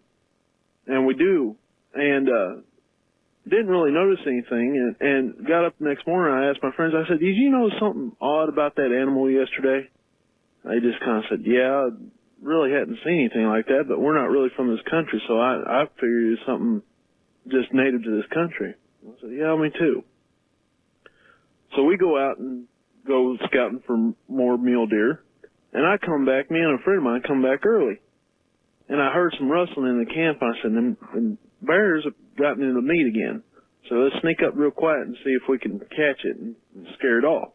So we sneak up to it, and there's this, looks like a guy in a, I don't know, have you ever seen the old pictures of the Indians or the mountain men with big buffalo capes around them? Oh, yes. It kind of looked like that, but it was not quite, I mean, the hair was long. We're like, what in the world is this? And we sat there and watched it, and this, I now know that it was Bigfoot, but at the time it didn't register, and we're watching it, look at our packs and stuff like that. And our packs are the old, basket style packs, not the metal frame, wood and basket weave. Let me tell you, they're a killer on the shoulders. Yeah. But he's just real intrigued, or Ed, I don't know if it was a he or she, just real intrigued with what we got. Well, we finally said, well, I don't like this, let's just kind of just real nonchalantly walk up and kind of see if we can't spook it away. And so we start walking like normal, and sure enough, it kind of it runs away and a little spooked. Well, later that day, we was eating lunch, and I happened to notice that the same things across this creek that we're camped at. I said, boys, look at that. And we sat there and watched it. And it watched us for probably, I don't know, it seemed forever, but it's probably more like 30 minutes. And I said, I wonder what that is. So it acts too much human-like to be an animal. And so we started pondering and talking about it. And one guy said, well, you know what?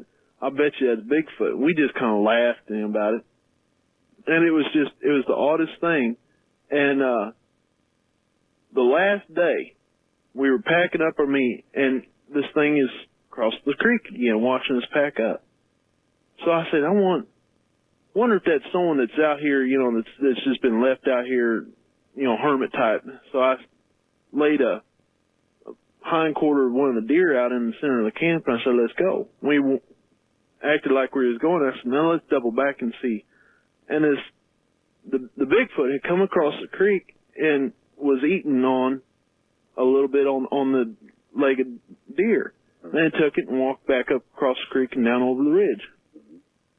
It was about the weirdest thing I've ever seen. Well, what you performed was something very similar to what the Native Americans would have done and are continuing to do, and that is to share what they have. And had you stuck around there after you gave him that, more than likely, within a day or two, you'd find some gifts. Really? That would have appeared. And I'm not talking about something from Fears of Roebuck, you know. But you would have found something that would have been important, that he thought would be important to you, even if it would have been new sticks or reeds to repair your packs or something along those lines. We talked about this after we got back, and we did a little bit of research, and it was like, I bet you that was Bigfoot that we saw. Well, I have to compliment you, the fact that you had weapons, but you didn't even consider shooting it. And we're talking muzzleloader type weapons, and I mean, we was like, we're more of the type that only shoot what you're going to eat, and that's it. Boy, good for you. And I agree, good for him, and and he's about the third tonight that said that like it never even occurred to them to shoot it. And do a lot of people who get near Bigfoot come back with that same story that it just never occurred to them to shoot? Art, more and more are coming to that because, and I want to say that some of my colleagues that are like myself are getting through to people, and I hope we are. And more people are reacting to the Bigfoot as well. It's not bothering me. And of course they're cautious, just like the police officers. They had their weapons in case. But they didn't do, unfortunately, what Bugs did, the fellow that we had talked about before. And, everybody wants to know about Bugs, and of course it ended, at least for now, when Bugs' wife said, "Oh, no, you don't." And we have not taken it any further than that. I tell you, though, on reflection, I absolutely believe Bugs. I don't know about you. You listen to the story, and what do you think? I am ready to go to Texas. I was very surprised, and on top of that, I was extremely impressed and pleased. Even scientists had contacted me offering their services, especially out of UCLA. I had people from the state's attorney's office contact me. I had in Texas police officers, detectives, people wanting to help.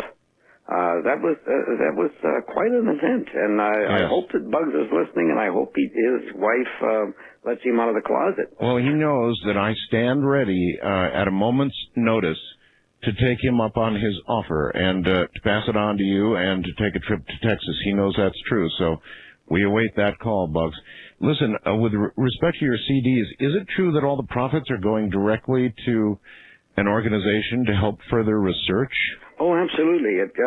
The profits go to the American Anthropological Research Foundation. Well, how in God's name are you making a living? I beg your pardon? How are you making a living? Oh, hijacking cars, things like that.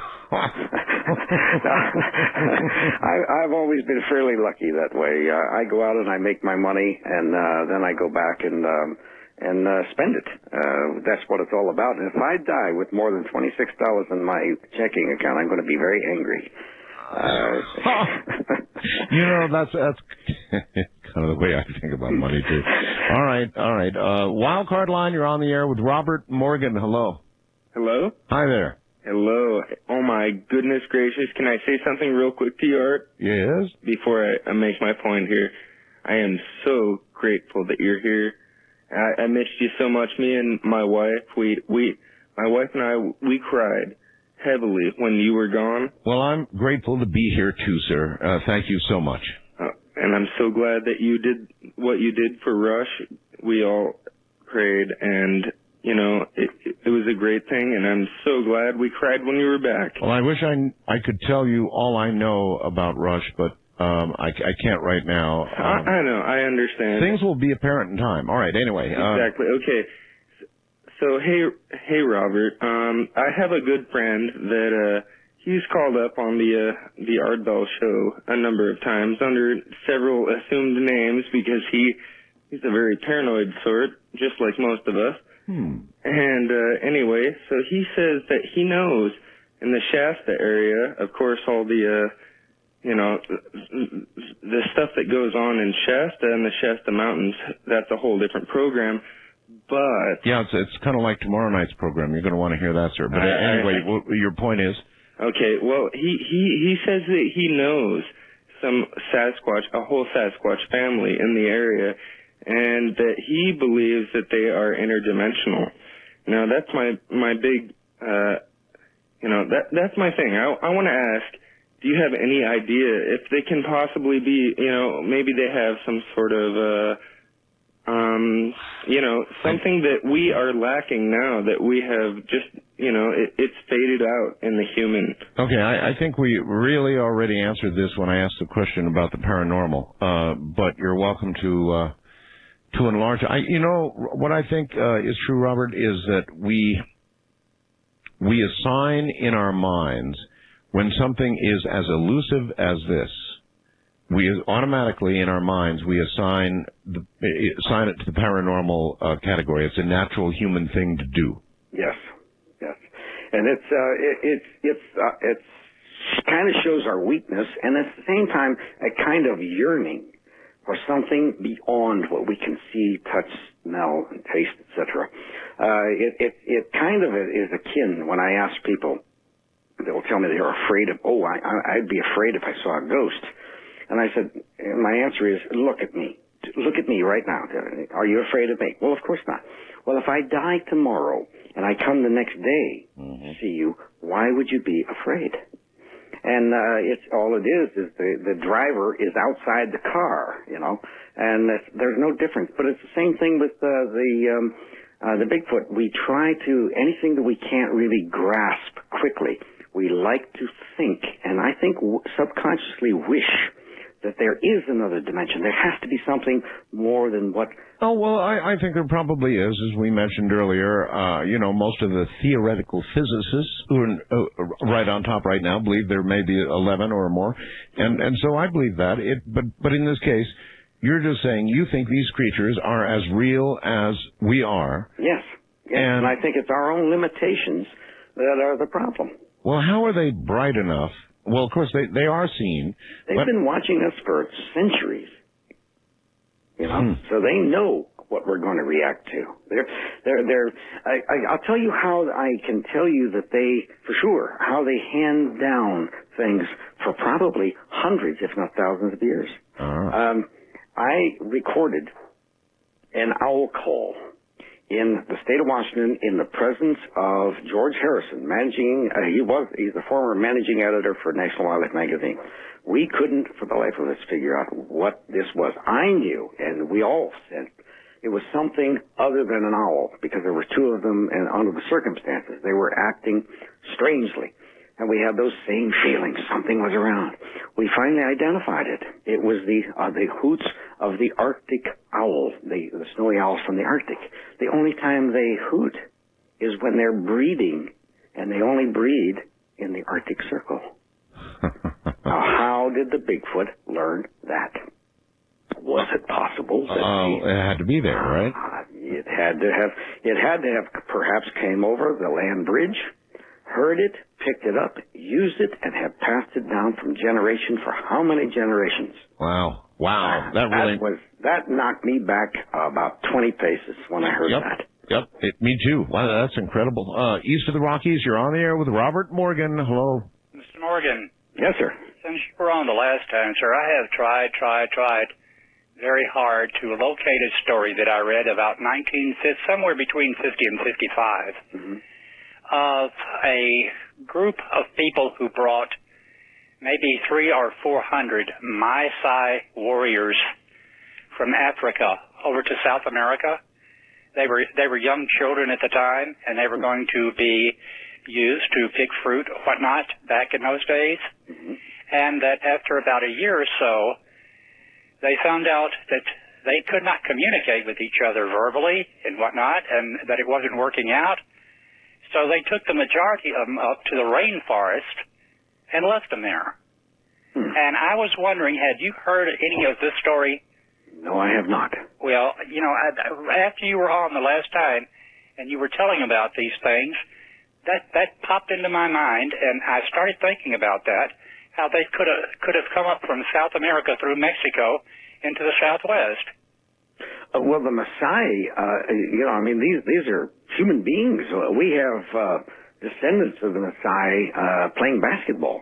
Oh, I know. You know, so these are actual human beings that you would be able to identify in a New York second. I will say there is in South America, in Venezuela, and especially in Ecuador, they call it mono grande, otherwise the big monkey. Yes. And a friend of mine, Count Pino Torilla, he was a exploratory archaeologist who's looking for the lost gold of Pizarro. He was looking for gold, and he saw them on two separate occasions. In fact, there's a feeling among the Native Americans, and it seems to go even into South America, that if you really do something bad toward the Bigfoot, you have what they call bad luck. And whether you bring it about yourself or is there something mystical, I don't know. You know, I've got a Native American on tomorrow night, so I will ask him about exactly that. Can you hold tight here at the bottom of the hour? You bet. All right. Robert Morgan is my guest. Gee, guess what? I got a photo up. I said I was going to try and get the DT200V up, and I do have that photo up on my webcam right now. To get to my webcam, and you can see my cool new T-shirt at the same time. We've got these T-shirts. Oh, I love them. Go to artbell.com, go to program, and then over to Art Bell Studio Cam, and you'll see a picture of this cool little radio. It really is such a slick radio. Promise it, and there it is, finally, so you can legibly see it. Robert Morgan, back in a moment. All right.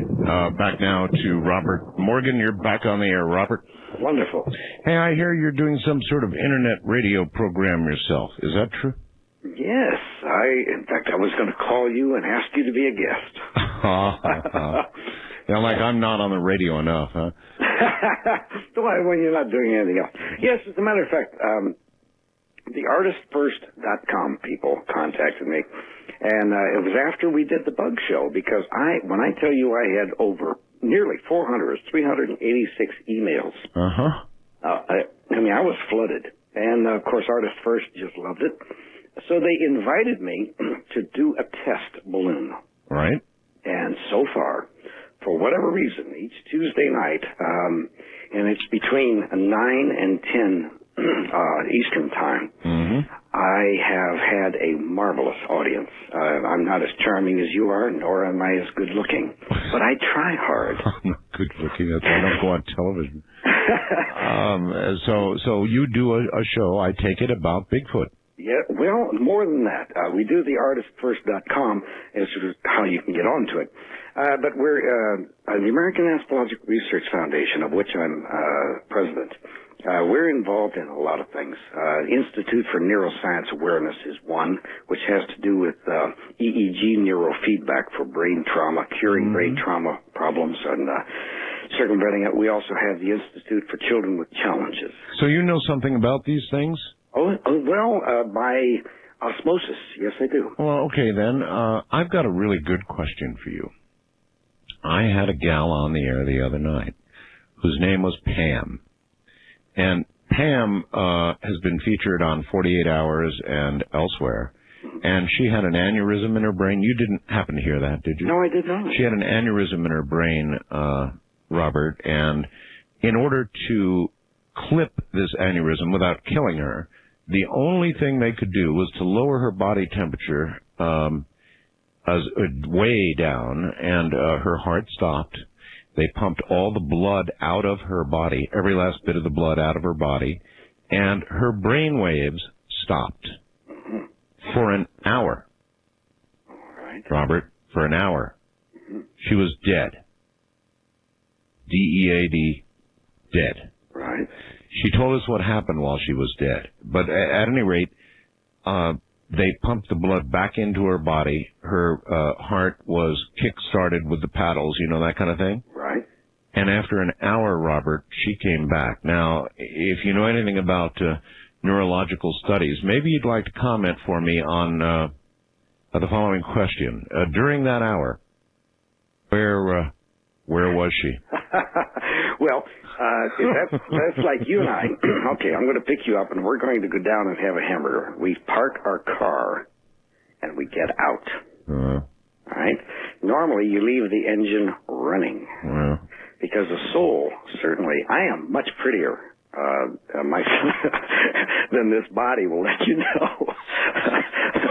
So I look at, being a Buddhist, I look at ourselves as these bodies are nothing more or less than cars that we're driving. That's all. It's the soul that's important, not the body. Okay. Now, I must comment on that treatment. Do you know who invented that treatment? Actually, she had the operation from one of the pioneers in Arizona. I'm sorry, I can't recall his name. I'm going to have him on the air. He wants to come on the air. Well, it was pioneered by the Russians. Okay. The Russians were the first people that lowered our body temperatures so far down. I wish that they had done this with my brother. My brother was the chief of police in Campbell, California, had an aneurysm at age 48. And he was strapped to a board for 7 years, couldn't speak, couldn't move, nothing. And yet he was totally, the body was totally aware. He had all his feelings. And he wrote a book, Messages to My Children, by blinking his eyes. Oh, my God. So I am very grateful each day that I walk. I have no complaints, zero. But okay, so you are a believer in the fact that we are invested with souls. Oh, yes. But yes. It still didn't answer my question, did it? Where did she go? Yeah, for that hour, where was she? Well, she had obviously, I would assume that her body, that her soul had stepped out and perhaps even watched the operation. You are correct. She described the operation. In fact, there's the other thing that just, we're so far off Bigfoot now, but here's the other thing that just is impossible. She described all the procedures that went on during the linear hour of time that they operated on her, Robert. That doesn't surprise me, Art. Have you not been able to astrally project? But yes, I have, but zero neurological function. I mean zero, no brain waves. Well, the brain is not the soul, is it? Yeah, that's apparently what would seem. No. All right. Well, listen. A lot of people. We got off track here. I just couldn't help it when you said that. You know that was part of your research. Oh, we're into all sorts of things. If I can't get my toe into everything that's going on, as long as it has one thing, and that's a positive thing. Someday, I would like you to talk with a young lady by the name of Colleen Smith, whose son Judah was considered an idiot with the IQ of 30, and he was totally flaccid. He was a destroyed portion of his brain was destroyed during vacuum extraction. You should speak with the little boy. He now speaks French, German. He is obviously English. He may step. He may actually be able to move and stand. Not too distant future. All because of EEG neurofeedback. But that's another subject, and I know that it's Bigfoot. Boy. Yeah, that's right. I'm up to my ears in everything, every waking moment, and when I dream at night, there's so much to do. There's so much to learn. All right, and so many calls. Wildcard line, you're on the air with Robert Morgan. Hello. Hello, Art. How you doing? I'm okay, sir. Incidentally, that bumper music was great at the bottom of the hour. I just went to Graceland over Thanksgiving, and it was a great trip. Good for you. Yeah. I had a question for Robert. I'm a physical anthropology student here at the University of Oklahoma, and I just got done with a Yeti research paper. And one of the questions I had upon doing the research was that I am assuming that, I guess there's a lot of geographical variations that a lot of researchers in this field kind of acknowledge, like Yeti, Sasquatch, and the South American, counterpart to that is the Kurapira, I think, or something like that. Well, you have isolated gene pools that would modify themselves within their environment. That's right. Right. I was just kind of wondering, are these variations considered subspecies, or are they derivations of the same line that are considered one species entirely? Well, first of all, it wouldn't be considered by anyone because science hasn't really accepted it yet officially. Oh, now, yeah. Unofficially, between you and me, okay. Yes. Because, for instance, I noticed the difference in the body type in South Florida, in the Florida Everglades. They're tall, very slender. very almost emaciated in comparison to the giants that you find and of the massive chest and all of this. And the rationale behind that, I'm a slow learner. Believe me, it takes a long time for things to sink in. But I discovered, the key deer that they have in Florida are tiny because they don't need that massive body around them to keep the intestines warm. And so what happens here is things have adapted. So the Bigfoot sightings in Florida would be distinctly different. Isolated gene pools also would be multiplied according, I'm sure you're familiar with Mendelian genetics, because you'd have a fallout when you have certain groups that have been isolated in certain areas for X period of time. The two things are going to affect them. First of all, their environment, and second of all, the gene pool from which they can draw. Am I right? Right, that's exactly right. I was just like, there seemed to be so much literature on the subject, and based off that, I had understood that there was just a lot of groupings into different categorical kind of divisions based off the environment and geography. Just even around the Himalayas, there were several subdivisions of the Yeti phenomenon there alone, and I just found it pretty fascinating that there was so many of these kind of regional things that were all lopped up together based off just the literature that was involved. Well, the major differentiation that I've been able to, the primary thing that I've been able to note in the Himalayas, for instance, and I'm trying so hard to put things together. I want to go to Mongolia. There's an isolated area there that I think I'm going to try my methodology, my protocol for contacting them passively. And I might get my beam knocked off over there. Maybe, we'll find out. But the major differentiation is in the color. The color of the skin, or not of the skin, but of the hair among the youth in America, in North America I'm speaking, is reddish color. And then they turn black as they become an adult. Wow. And then, of course, become grizzled gray. I don't find that. I don't find any variations at all, any reports at all among the Yeti and the Himalayas. Now, I've been to Georgia, the Republic of Georgia, and out of Tbilisi up in the Caucasus Mountains. Mm-hmm. And Zaina, the female there, was pure black and things like this. And they seem to be more related to us than they did to the Himalayas. That's amazing. So you'll have some fun with that. Yeah, thanks a lot. All right, caller, thank you. And I've got a really, really interesting email here, Robert. It says, hi. In order for a scientific name to be valid, a type name-bearing specimen is needed. However, you don't need to shoot one. The best approach is to look for fossils in caves, especially ones that are natural traps. If Bigfoot exists, there are fossils gathering dust in museum. Paleontologists, including me, use search images. If you don't know what you're looking at, you don't recognize it. The way past this is to appeal to grad students. Post a reward for confirmed Bigfoot fossils. Offer a year's supply of beer, and the fossils will be found in a month. From a paleontologist. Well, I stand up, salute that gentleman or lady, whoever it may be. I had a feeling you might agree. Thank God for a scientist like this. I don't know who they are, but I wish you well with all my heart, and if I can gather that much beer, I will let you know. A natural trap. That's kind of would be an interesting place to search for artifacts, wouldn't it? Yes, it would, except for a problem here. You're dealing with a human-like species. Now, how many Neanderthals, Cro-Magnon, etc., have we found in the tar pits or places like this? We have found very few. Very few. And I don't know of any. Now, there may be some, but I don't know of any. Well, the idea is that if you fell in, we wouldn't hunt alone. We would be out someplace. And Art, if you fell into one of those traps, I'm going to get you out. Okay? And we'll throw you a rope. I will find a way. I'll break a tree off and send it down. So we're an elephant. Of course, they will try to get their people out, but they can't do it because of their massive weight. They're going to go down. So you're going to find mastodon. You're going to find things like this. You're going to find deer, because deer don't help one another. If one gets in trouble, the rest run away and say, "Thank God it's not me." Yeah. So when you're dealing with a hominid, I'm not sure. How many monkeys have we found?